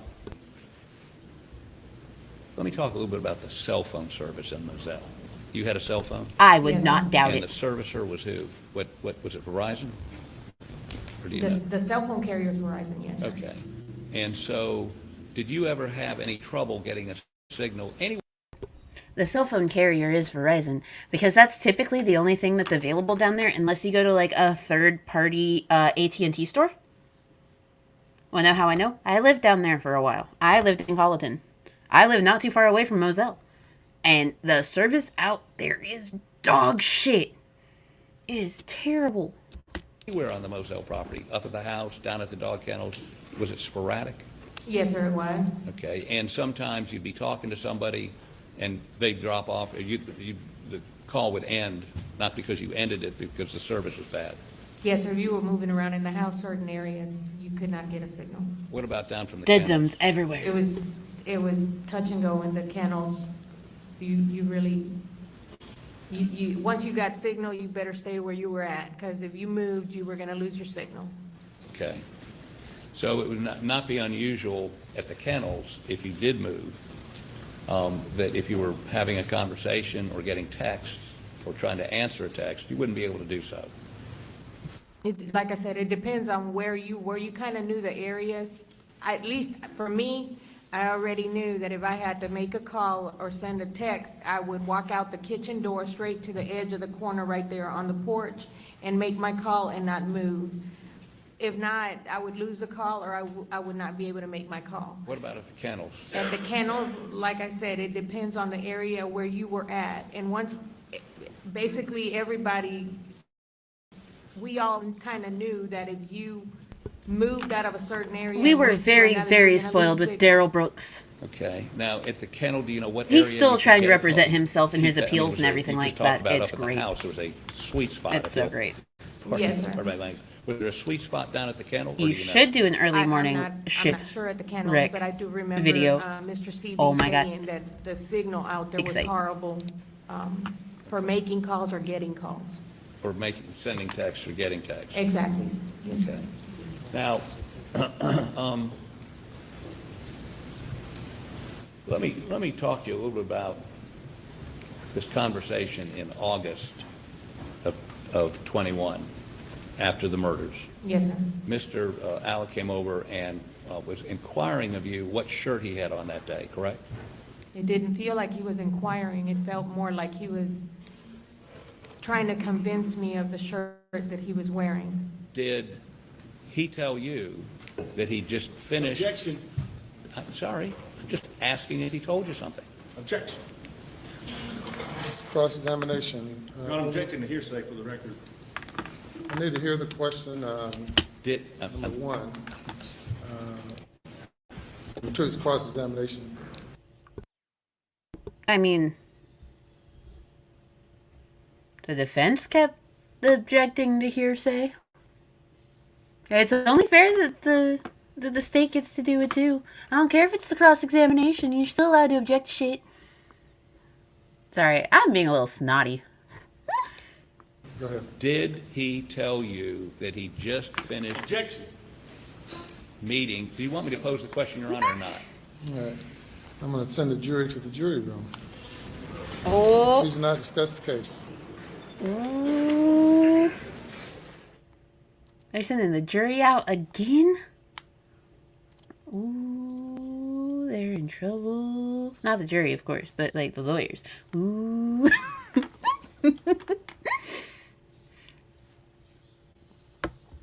Look, this is what happens when people leave me with an internet connection, time, and murder trials. Murdaugh Murder Theater. Well, be seated. Okay, what is the question? Just wait 1 second, Your Honor. Let me see if I can get back on track.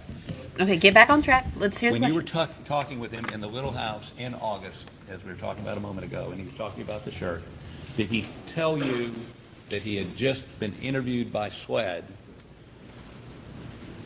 who'd shown him the Snapchat photo, and he was attempting to figure out what he was wearing that day. I mean, it's in a photo. Did he tell you that? Okay. So, there's a lot of stuff that just came out in that question. That question was very wordy. Oh my gosh. Wait, where's Lizard? Lizard, how do I do the whole, like, back 10 seconds thing? Because I don't know how to YouTube.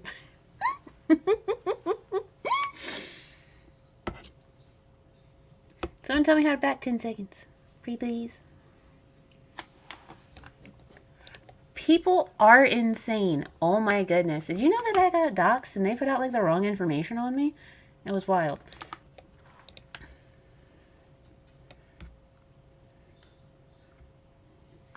I too am also inconsistent, but at the same time, like, if I'm not here, then you can, like, catch me on other people's channels and stuff. You know, I keep a semi-consistent basis with other people. Back hero? Oh my goodness. Okay, I'm gonna get the hang of this one day. Today is not that day, obviously, because I was just really happy about that. Anyway. And he was attempting to figure... Oh, gotta go back a little more. Keep going. Keep going. All right. Press K. Thank you. that he had just been interviewed by... Okay, hold on. We still gotta go back some more. Oh my god. Because, like I said, this question is so unnecessarily wordy. Bro, why are you talking so much for one question? Here we go. When you were talking with him in the little house in August, as we were talking about a moment ago, and he was talking about the shirt, did he that he had just interviewed by Swed, who'd shown him the Snapchat photo, and he was attempting to figure out what he was wearing that day? I mean, it's in a photo. Did he tell you that?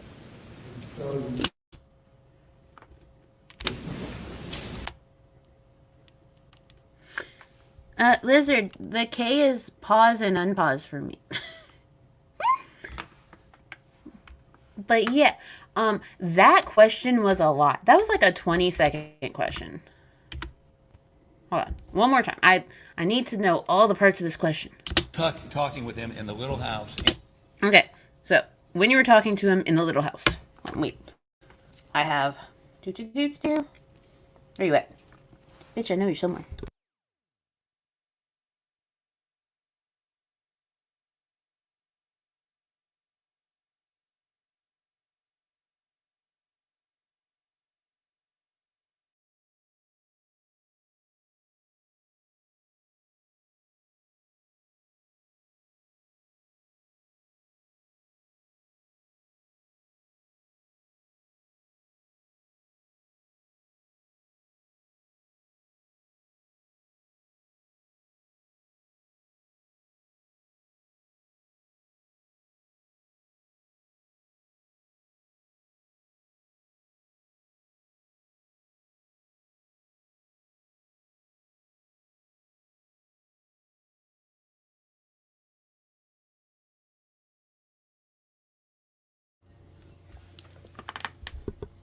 Okay, y'all hear me? Is everything good? Ah! Apparently I just fucked everything up and, like, lost connection to my shit somehow. Check my audio. It's on my mic. You got that set? Okay, cool. Alright, so, it's okay, Lizard. It happens. Maybe it's because I'm on Windows 11 and you're on Windows 10. Maybe it's, like, different for each operating system. It isn't, like, consistent. I don't know. I'll figure it out. But for right now, what we do know is he's asking. Okay, so when they were in the little house,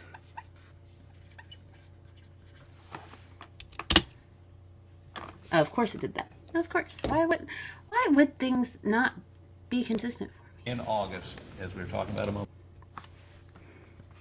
In August. ago, and he was talking about the shirt. Did he?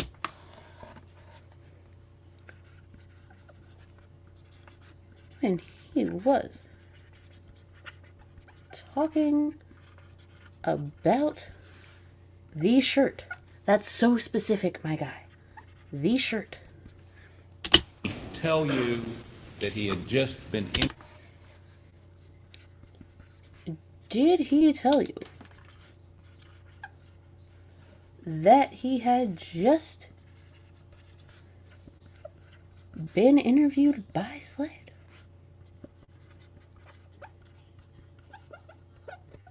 Oh. For those that don't know, SLED is the South Carolina Law Enforcement Division.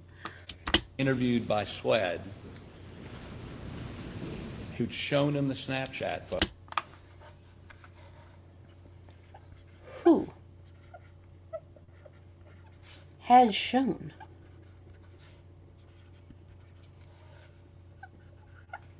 him the Snapchat photo?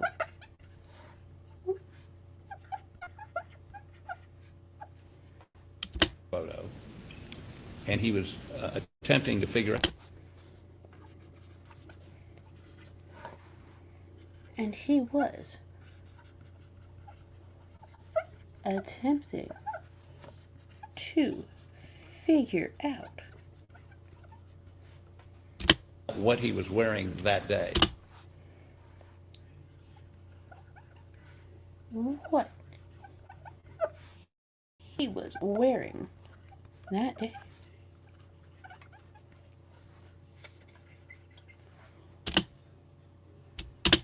I mean, it's in a photo.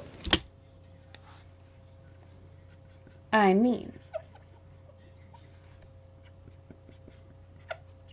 it's in a photo. Wait a fucking minute.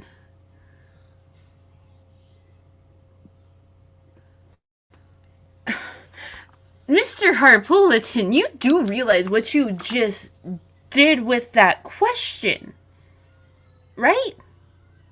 You understand what you did to your client with that question. Had other people picked up on it, they would have seen it too. Backtrack for a second, because I wrote it down. We don't have to hear mask again. Okay, so, again, he starts out with, in the little house in August, when he was talking about the shirt that he allegedly had been wearing that day, the day of the murders, the one that SLED probably confiscated. If that's what I'm correct in, then it's the one that they confiscated, and he's trying to figure out which shirt that was, right? So, did he tell you that he had just been interviewed by SLED, South Carolina Law Enforcement Division, who had shown him the Snapchat photo, the one that Paul took, the one that Paul sent out moments before his death? And he was attempting to figure out what he was wearing that day.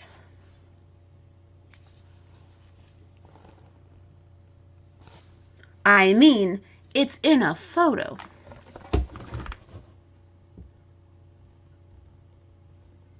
Sir, you just straight up admitted that sometime between the Snapchat photo and the time that he had been interviewed by SLED initially, and he was interviewed by SLED afterward, in August, he had changed clothing? You just straight up admitted that your client changed clothes between the Snapchat photo that was sent moments before his son's untimely murder and the clothes that SLED had taken. My guy. It's no wonder he was struggling to remember what he was wearing, because he was wearing a completely different outfit that SLED didn't fucking take from him. And he was trying to remember exactly what outfit that was. Dude. Why would you do that? That's the wrong thing to ask when you're trying to prevent your client from getting locked up for murder.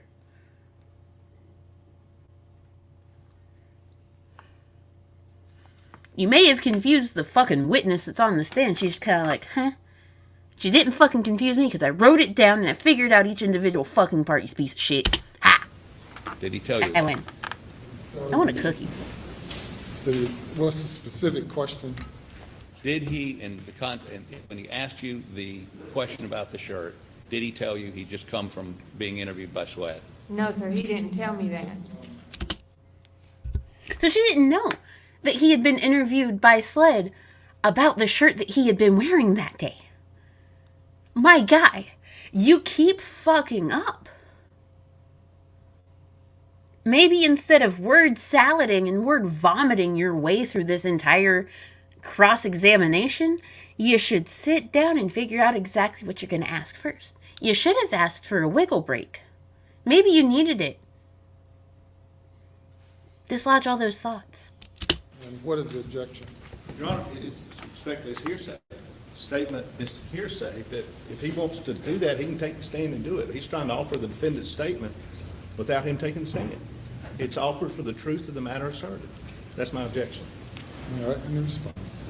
My response is, if you can't ask witnesses about what the defendant said to them, they're going to have a rough road to hoe. Go. You tried to object to the same shit multiple times over. It's on video. We're watching it. It's on video. It's recorded. It's also inside of the court transcripts. Like, you do this shit all the time. We get it. You're a defense lawyer, but you're really bad at your job. Going forward, because it's a statement by the party opponent, if you will. I think they argued earlier on when we objected to one. It's not hearsay. There's an exception to hearsay by a statement by one of the parties. It's Alex. Statement by the party opponent being who?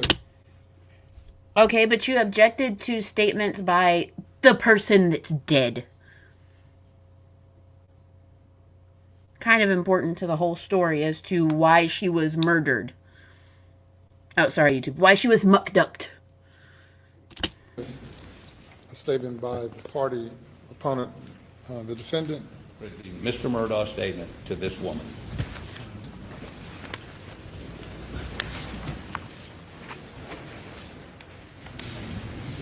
Letters. Not that this matters. I've been doing this 35 years. He's on trial. We know that. But I'm just saying, it's not a party opponent. He's trying to get in a statement from the defendant. Statements against interests, that the state, there is a difference between the state asking what the defendant said and the defense. And if they hadn't objected to something, they thought that's their prerogative, but they're trying to offer the defendant's statement in evidence without him taking the stand, and it. That's actually a really fair point. You see, Maggie Murdaugh cannot take the stand. She is dead, if you will. So her stuff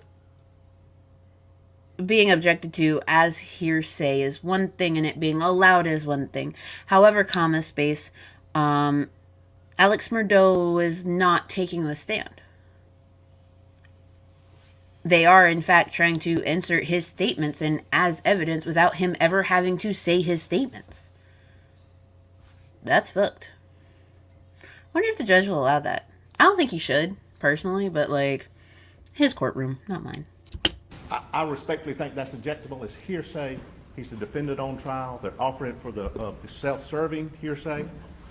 They're Very offering it self-serving. for the truth of the matter asserted, and I respectfully think that he's got to take a stand and get that information in. And Your Honor, maybe I'll make this simple. What would your answer to that question be now? Did he tell you about talking to Sweat that day? No, sir, he did not. Okay. Your Honor, 801D2 allows us to ask the question and not the defense. I don't understand what was self-serving. She didn't say anything. He didn't say anything for us. No, but you wanted to hear what he said to her, which would be a statement. It's, God damn it. I don't like Dick Harpelton. I don't. Dick is, he's the worst. All of this is the worst. They're all the terrible people. All of them. Except for the AG. The AG's pretty dope. He's good at his job. Your Honor, he could get his whole case through witnesses and he wouldn't have to take the stand. Absolutely. And that's not You've got a Fifth appropriate. Amendment right No, sir. to not take the stand. That's right, but you can't. I think Britain lets you all. Oh, now they're arguing about Fifth Amendment rights? I mean, okay, so I did this entire thing about what the Fifth Amendment allows you to have and to not have. And, you know, there's always the right to a fair trial. However, comma space, the Fifth Amendment does allow you to, like, not speak on your own behalf. It does allow for that. But if you were on trial for murder of your wife and your son, wouldn't it stand to reason that you take the stand and argue why you're innocent? Provide proof of why you're innocent, even though the proof is stacked against you that you're not. Remember, he's an alleged murderer. He has the right to a fair trial. All that shit. But still, I digress. Debate the issue between the two I of you, apologize, and Your I'll rule Honor. when I get back. All right. Oh, man. Okay, so they're going to go do a wiggle break.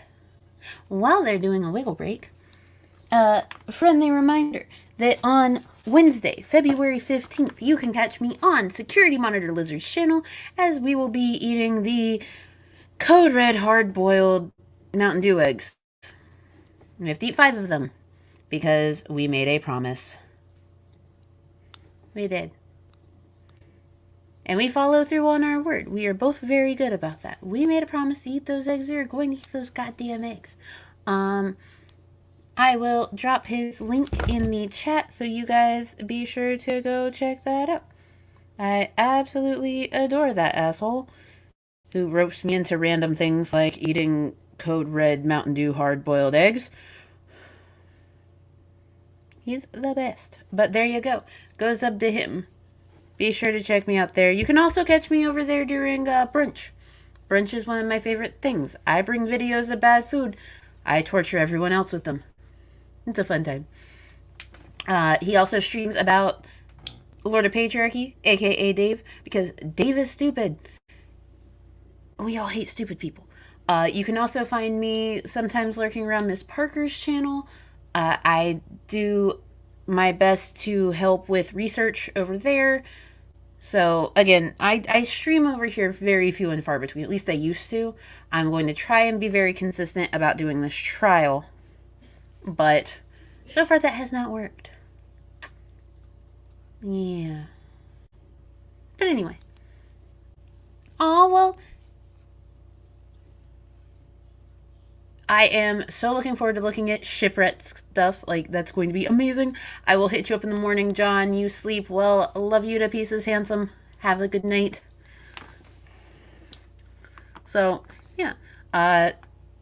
Let's see. What do we have going on my channel this week? Monday we're going to do trial coverage. I'm going to do my best to start trial coverage at like 10 in the morning-ish. And then Tuesday, I got nothing. I have preset plans to watch a movie with friends. So, doing that Tuesday night. Wednesday, we're eating the eggs. And I'm also doing trial coverage on Wednesday. So, you get a twofer from me. Hooray. And then next weekend, I will be out of town. So, that's the updates for my channel. Yeah. Don't forget, down in the description, you can find links to the rest of the Stream Pervs family, all the people that share this StreamYard with me. You will find a list to U.S. resources for everything from LGBTQIA plus individuals to reproductive health rights to abuse. Yeah, we have all of the resources. You will also find the link to my linktree if you would like to support the channel in that way. If not, I totally understand. I'm just some random bitch on the internet. But you can always donate to the National Abortion Fund because that is super important right now. I think that's all the spiels. Now let's fast forward. Oh yeah, don't forget to check out the Google Doc of docs that pertain to this trial. We're just gonna... How long is this break? What are y'all doing?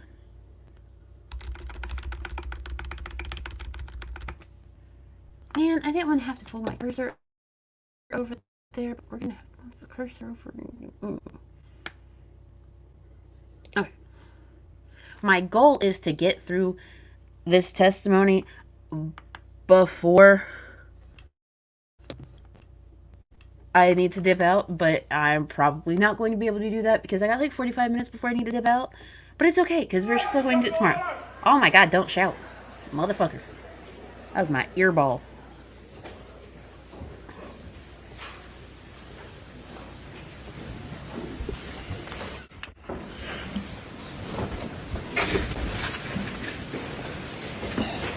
You may now be seated.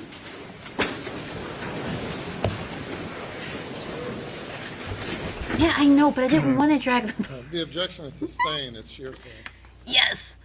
It's been Bring the sustained. jury. Good job, Judge. I like this judge. He's a good judge.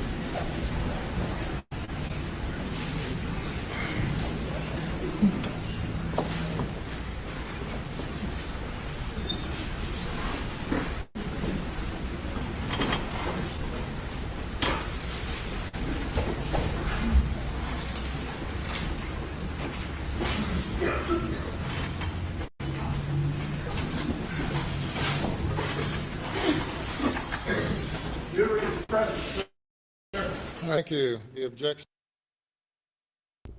Oh. Before we move on, I would like to remind everyone that it is currently 1:17 a.m. on the East Coast, and it is 10:17 p.m. on the West Coast. So if you have nighttime meds that you're supposed to take, don't be like me and take them at 1 in the morning. Instead, you should totally go ahead and take your nighttime meds. Drink plenty of water. Do the things that are supposed to help. Because I am, like, fucking up tonight. Okay, so I got my sleepy sleep meds, my birth control.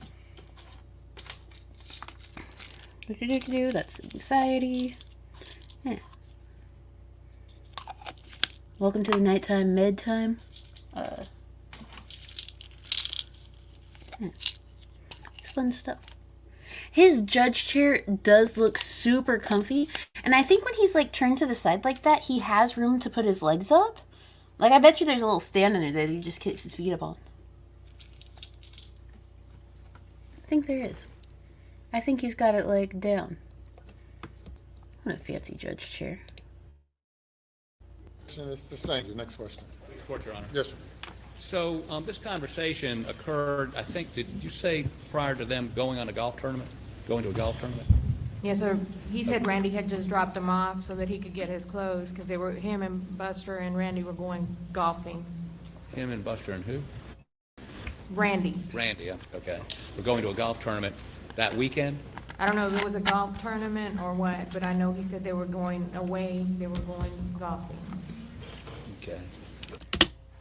Oh, and Noir, you should get a nice chair like mine.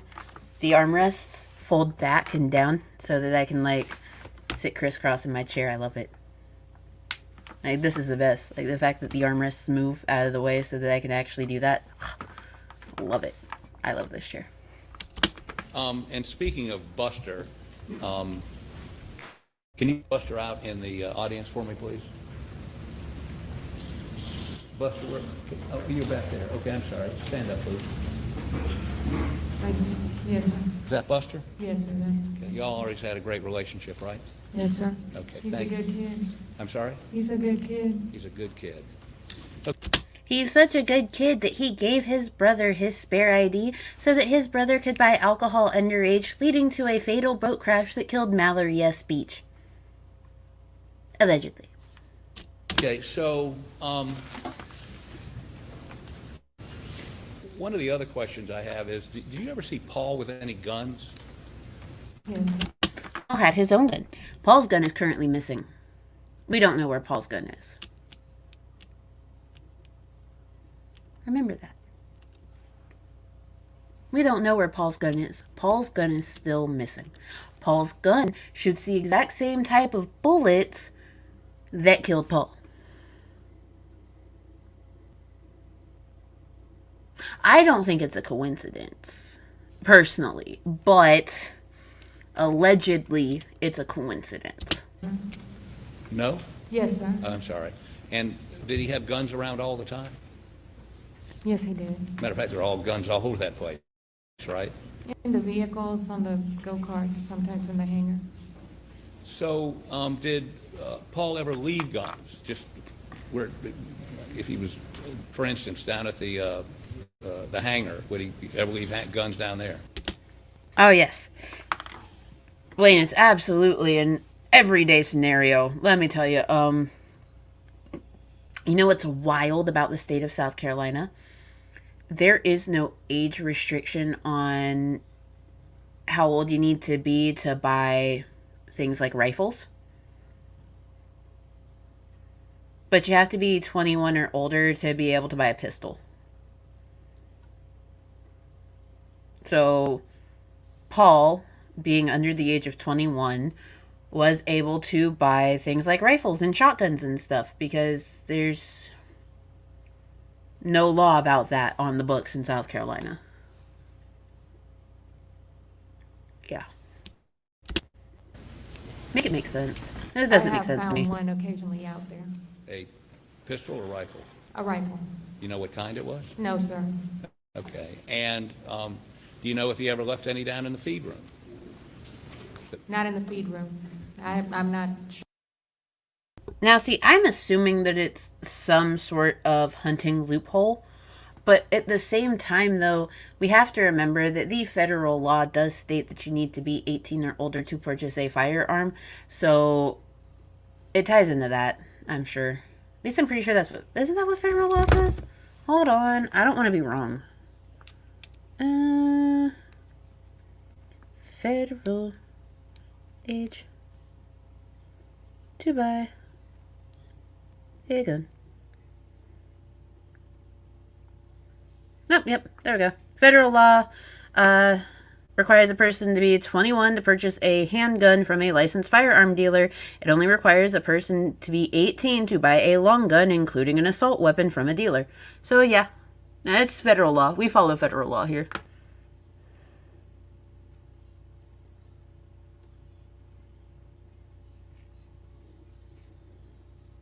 That's scary. That's... So I'm ready to move out of the South. Sure about the feed Okay, room. you never saw anything in the No, feed sir. room. I believe in one of your statements I read it, sometimes he'd leave him somewhere and actually there'd be rust on the rifle or the shotgun or whatever. If he left it on the golf cart outside, he would sometimes leave it laying across, and I would get it in the morning, and already the dew would rust off. And that would be a golf cart he would drive down to the kennels, for instance? Yes, sir, whichever one he was in, and he preferred the gas. The gas one is usually where I used to find Gas, golf golf cart? yes. Okay. And so that would be a way he would get down to the kennel sometimes? Sometimes, the majority of the time, he was either in Dolly or in his own truck. In what? Dolly, What is Dolly? the F-250. I forgot, y'all name all your trucks, or they named all their trucks, right? Yes, sir. They named Okay, all their so, shit. um, They have this habit of naming everything, but then again, I Most do of the time too. he would be in a truck, but sometimes he would take the golf cart, if you will, down there. Yes, sir. And I apparently think it's both a sometimes he rich had people guns thing in the and a golf stoner thing. Yes, sir. cart. Okay.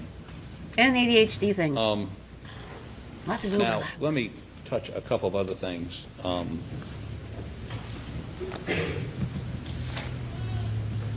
Did, that day you saw the sled folks in there, did you see them taking any pictures?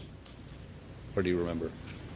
I believe some of them were taking pictures, but I'm not positive. Okay.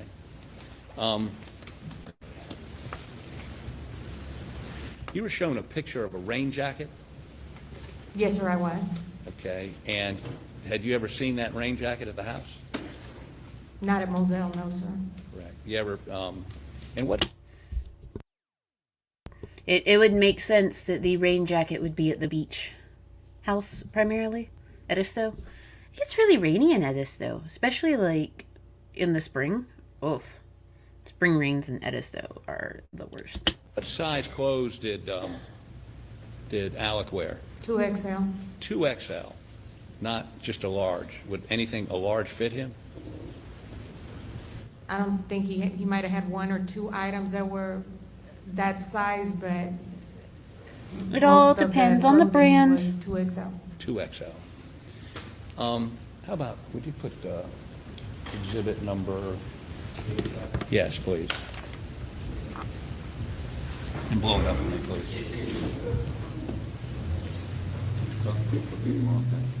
Okay, how about make that bigger for me, please? No, not the rain jacket. I'm sorry.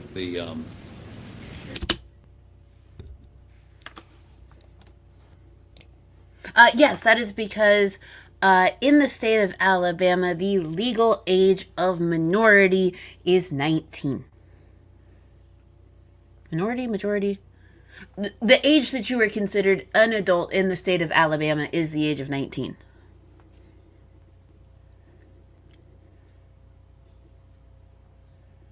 So yeah, that's a thing.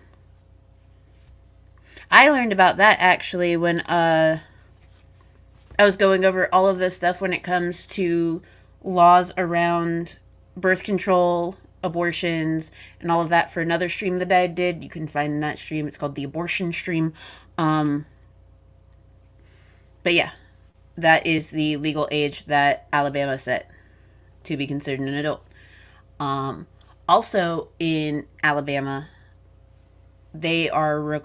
Alabama and Arkansas require these school districts to provide birth control in the high school nurse's office. You have to be able to prescribe birth control to students there because the vast majority of teachings are absence only. But I digress. That's not what this stream is about. Here to talk murder. Muck duck. Snapchat picture. Assholes. Apologize. Well, wait 1 second. You see that rain jacket on there? Yes, sir. You've never seen that, according to your statement, never seen that at I've never seen that jacket. Okay. And you pretty much every piece of clothing that was there, right? For the most part, yes. Yes. Okay. And how many rain jackets did Alex have? You remember? Too many to count. Too many to count. Okay. But none of them looked like that. No, sir. Okay. How about blow that up for me, please? Can you make it any better, closer? Yeah, that's good right there. And that shirt is that the one he was wearing that morning when he No, left? sir, it was not. It's not. No, sir, that was not the shirt he was wearing. And this is at you understand this is 7:40 p.m. That evening when he's out with Paul. I wasn't there then. Okay. But that's not the shirt he was wearing when he left that morning. That is correct. No, it's not the shirt. Okay, take the course and just 1 moment.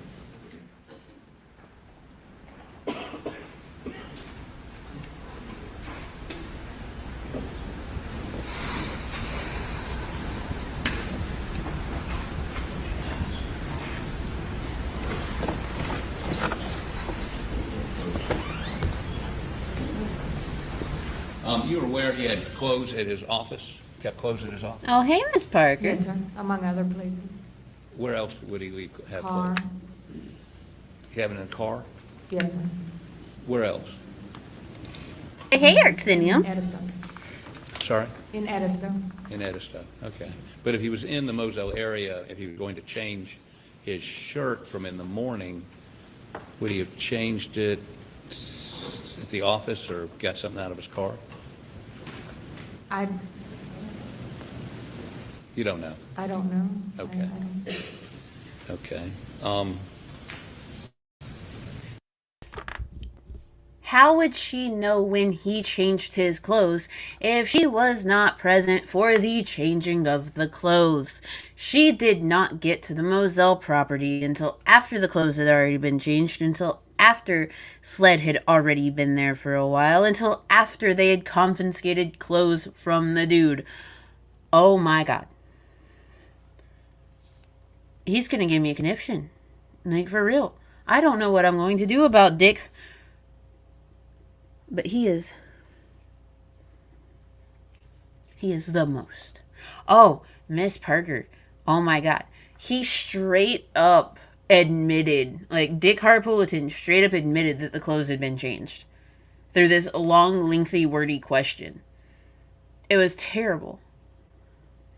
Like, why would you do that to your client? Why would you do that? Oh my God. Now, let The me worst. show you. The worst defense lawyer.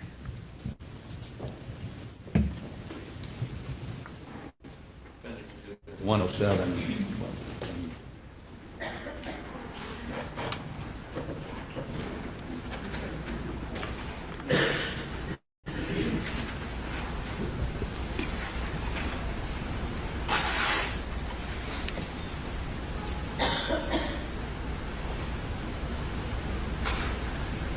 No objection to 107. Can you tell the jury what that is, please?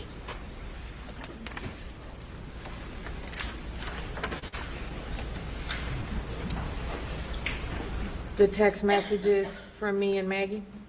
This is on June 7th, 2021, right? That is correct. And the first one, I'm just going to try to hurry this up a little bit. She asked you to stop. Yes, sir. She says, will you stop by, this is at 7:05 a.m., stop by the store and get Alex Capri Sun. He likes orange and pineapple flavor plus mountain cooler. Thank you, I'll pay you back. Again with the goddamn Capri Suns. You say, I will. She says, thank you, get 2 boxes. Now, after that conversation, there's a text at 3:28 p.m. Blanca, dinner's on the stove, just left. So you left there at about 3:30, correct? Yes, I sent the text before I actually walked out of the house. I had a habit of sending her the text, make sure everything, and then locked up before I left. Okay. But at that time, I had gone upstairs to drop off some clothes. I noticed that Paul's truck, or a white truck, was sitting at the kennels. So I left the front door unlocked at that time instead of locking But it. you didn't see Alex anywhere there? No, sir. Okay. You didn't see his vehicle? No, sir. Okay. And she says at 3:40, thank you, right? Yes, sir.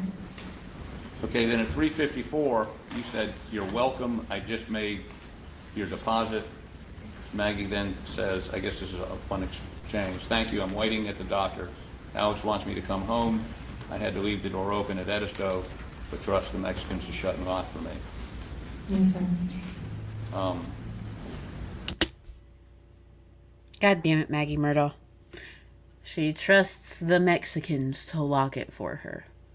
That is so stereotypical old white Southern lady.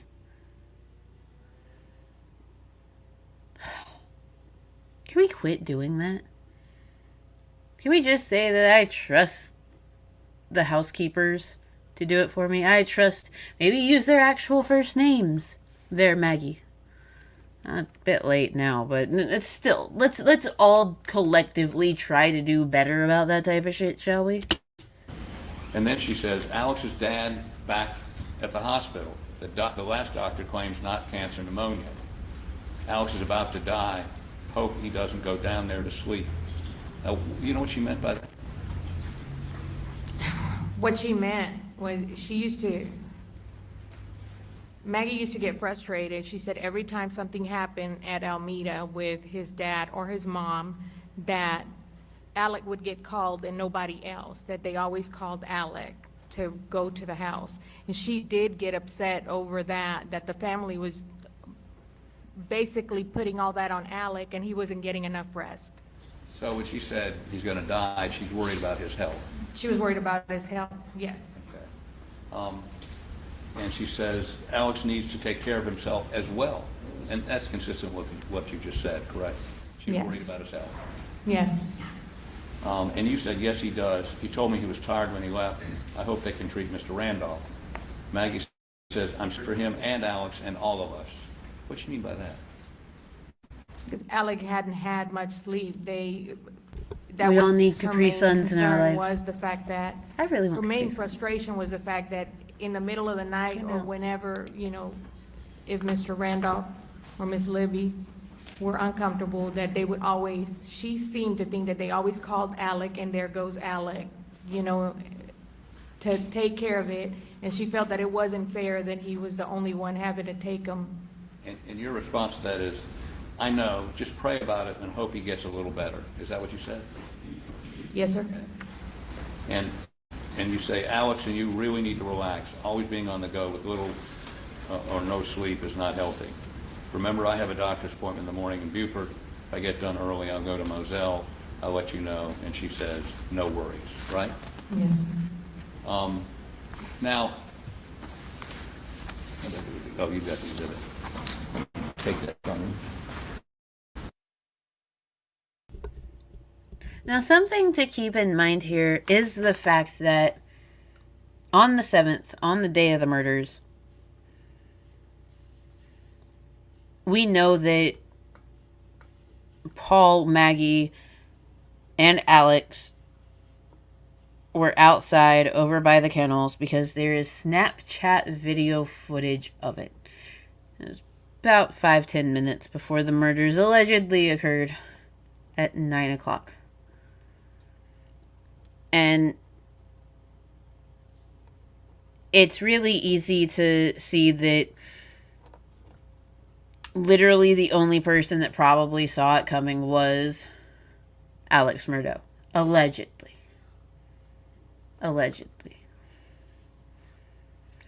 We do know that Alex's father did not get better. In fact, he passed away 3 days later. A lot was going on. Like, a lot. And hand it to. Okay. So,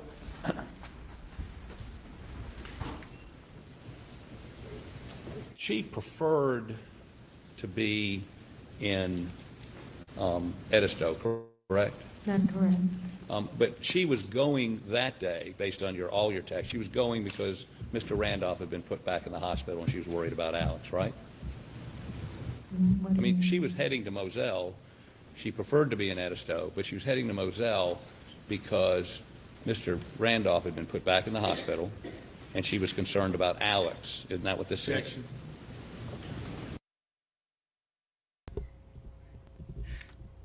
I'm pretty sure that it said that he had wanted her to be at Moselle. Wasn't that what the text said? Pretty sure that's what it said. The objection is sustained. Okay.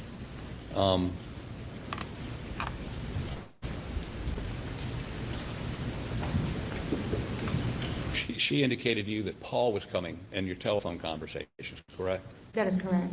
And did she indicate in your telephone conversations that she needed dinner for her, Paul, and Alec, right? Yes, she did.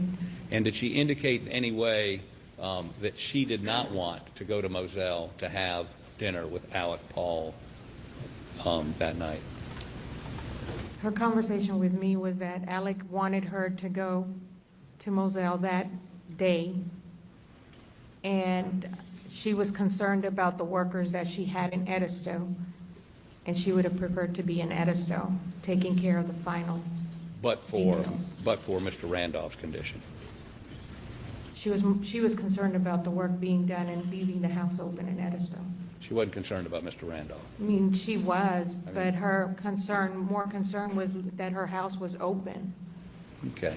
Now, I mean, she preferred to be at Edisto in the summertime as opposed to Moselle at all, correct?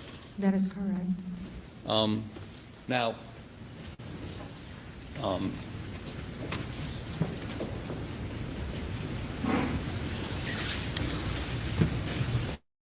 let me ask you, did Swed ask you about at any point about the clothes that Alex was wearing on the 7th? At some point, did they ask you that? Not until recent. Recently, right? Yes, sir. Okay.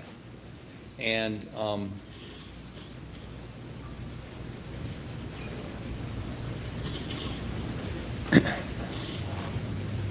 is it clear to you, I mean, you've been asked recently to recollect something that happened in June of 21, which is almost 2 years ago. Did they ask you other questions about what happened on June 7th when they asked you about the clothes? They asked me where I was. They asked me what I was doing. They asked me when I saw Alec leaving that day, my discussions with Maggie. They requested to see my phone, which I gave them, so they could see the text messages, phone calls that we had had. Okay. You and Maggie were very close. We were. You and Alex were close also, were you not? Yes, sir. And did you feel like a member of the family? Yes, sir. Had you ever heard from anybody about any, well, strike that. Did you indicate that Maggie, one of the things Maggie told you was that she was not, after the boat case, she was not being treated very well by the people in Hampton, correct? That is correct. They shunned her, they were rude to her, those kinds of things. That is correct. Did she also indicate to you that she was concerned about Paul because he'd received a bunch of threats? Objection. Objection's overruled. Did she ever indicate to you she's concerned about Paul because Paul had received threats? Yes. Okay, beg the court's indulgence.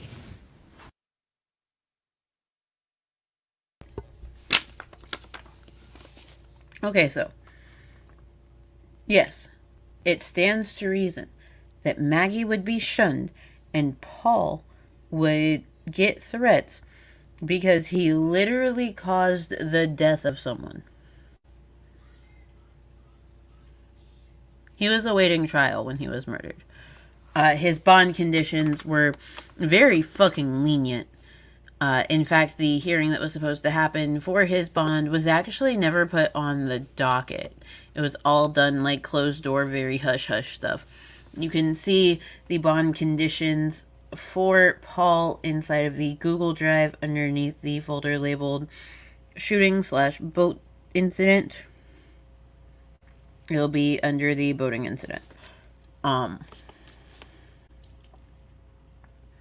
But what we have to remember right now is that despite the fact that he had been receiving threats initially, the vast majority of those threats very likely stopped when Mallory Beach's family continued with their lawsuits, when everyone else was picking up on lawsuits, when all of that was going on. And then you have to consider that when the cops initially showed up after Paul was murdered, Alex word vomited out about the people and the threats and the boat, right? But his story already had changed before they went to trial, and he was saying that Curtis did it. So Paul getting threats about the boat incident are irrelevant because the story as to what happened has already changed. And then you also have the alibi defense that they submitted, which is also in the drive. It'll be under November 2022 in the state folder. And his alibi doesn't line up with the whole boat incident story or the Curtis story. So yeah. It's irrelevant to ask about this because it doesn't pertain to what the current story actually is as to why they were murdered.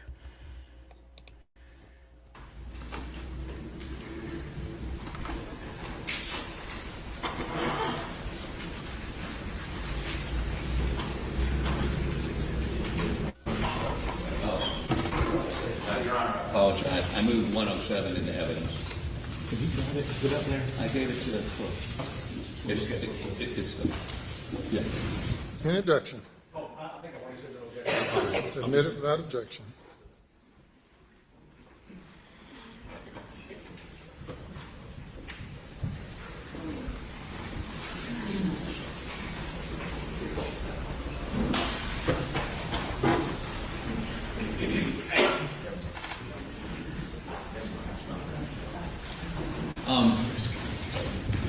that same morning of the 8th, did you clean the gun room? I didn't go in the gun room. I went in there, but I didn't do anything in the gun room. Didn't pick anything up? No, sir.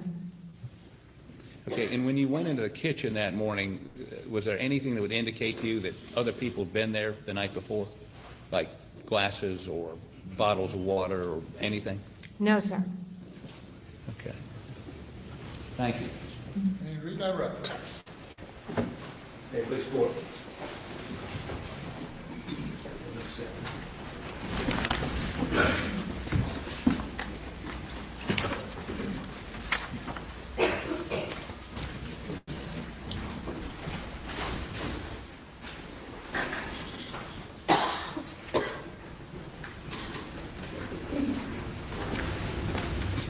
Mr. Harpootlian. Just got a couple questions. Mr. Harpootlian asked you about the clothes in the closet on June 8th, 2021. You remember? Yes, sir. And he asked you if there could have been another shirt in the room. Yes, sir. And was your response maybe a T-shirt? Yes, sir. Okay. Did you see another dress shirt there? No, sir. And while we're getting to that, did you work at Alameda? No, sir. Did you ever go there? No, I had been there on one occasion previously, and I don't remember what I had to drop off. Well, that blue poncho rain jacket Mr. Harpootlian showed you, that was at Alameda, wasn't it? Or do you know? I don't know where that came from. But you never saw that at Moselle, correct? That is correct. Okay. And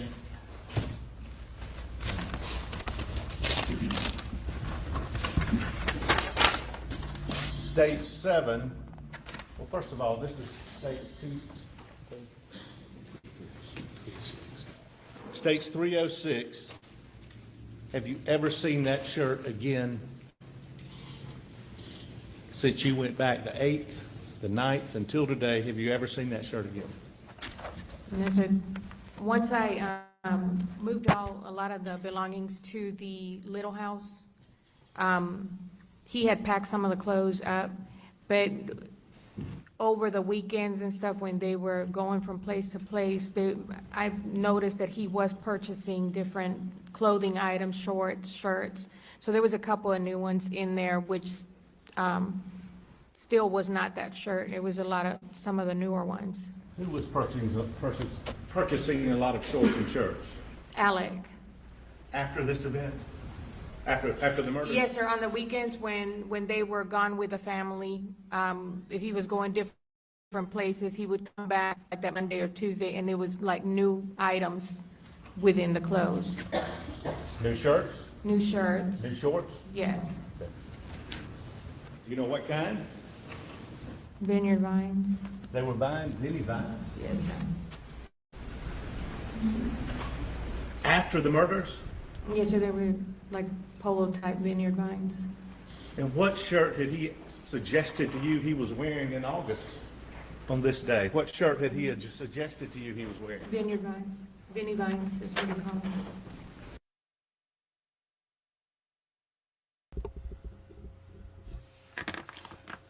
So he remembers wearing the Vineyard Vine shirt. He's pretty sure he was wearing that one. The shirt that he was wearing in the Snapchat video, I don't think was a Vineyard Vine shirt. But I do know that the one that he was wearing when he went to go see his mother, and the same one that he was wearing inside of the video that was taken from the body cam footage and from the inside of the police vehicle, he was wearing a plain white t-shirt, not a Vineyard Vine shirt.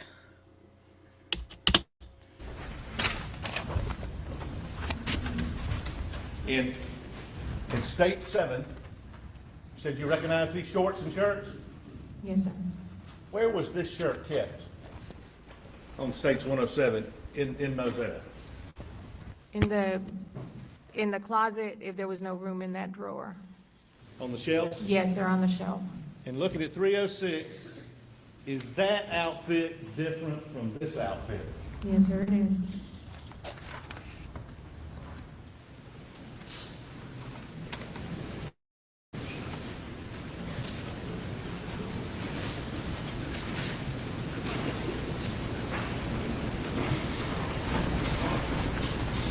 And I think Mr. Arputian showed the 107. Whose idea was it for Maggie Murdaugh to come to Moselle on the evening of June 7th?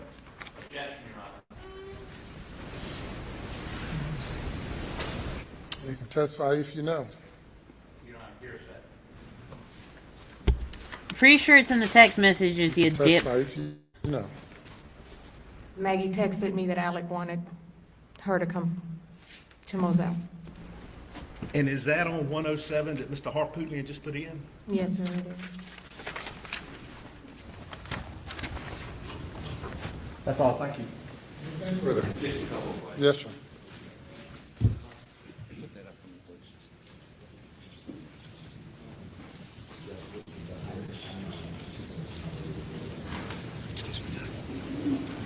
What's that exhibit?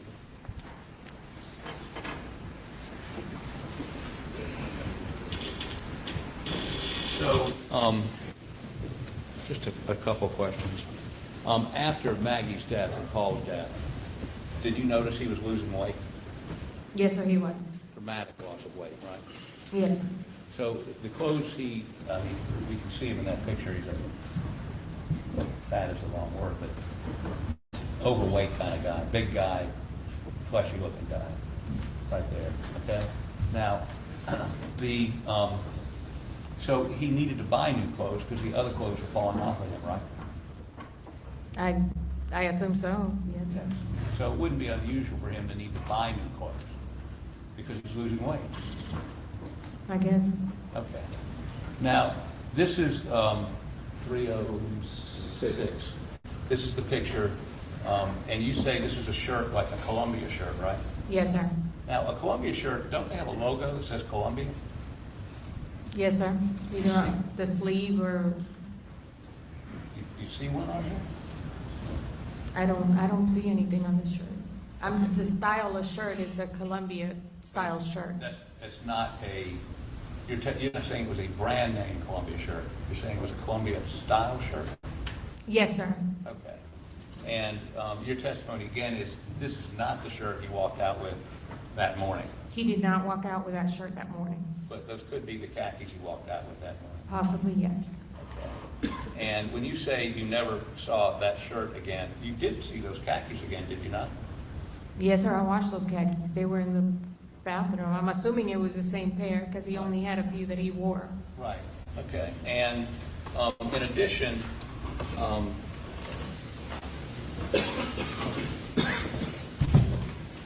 your testimony would be that the only, well, I guess you're saying that morning he didn't have that shirt on, but he had those pants on. Could possibly have those pants. He had several. Okay. And would you scroll down to the footwear, please?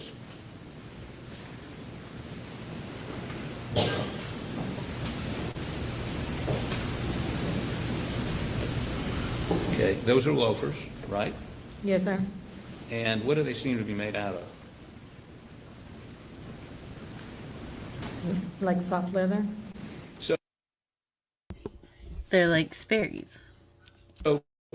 your testimony is that those were shoes he only wore around the house. He had like house slippers. Usually when Alec would go outside, he had them Georgia boots that he would wear or the duck boots, and those would be left by the front door when I would walk through the door in the next morning. In June, it was pretty hot down there in Moselle. Yes, sir, but those were his go-to shoes Okay. when he would go outside or mess around, like he said, with Paul that day. What kind of shoes was he wearing when he went to work that day? The dress shoes, a pair of brown leather. Okay. Now, when were you first asked about what he was wearing that day?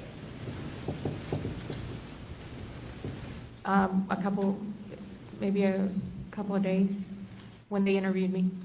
When they interviewed you the first time? Yes, sir. They asked you what he was, yeah. Yes, sir. Okay. So, it is about 2 a.m. Got about 5 minutes. I don't want to go any farther in this, or else I'm going to be here later than I'm supposed to be. I will be back at this tomorrow. Around the same time. I think I'll start a little bit earlier, like 10:30ish or so. And we'll go once again until 2 a.m. Because, well, I do have a life that I'm supposed to be, like, responsible for or something. I don't know. So, love you all. Oh, thanks, y'all. Yeah, I'll see you guys tomorrow. And y'all have an absolutely lovely night and a phenomenal tomorrow.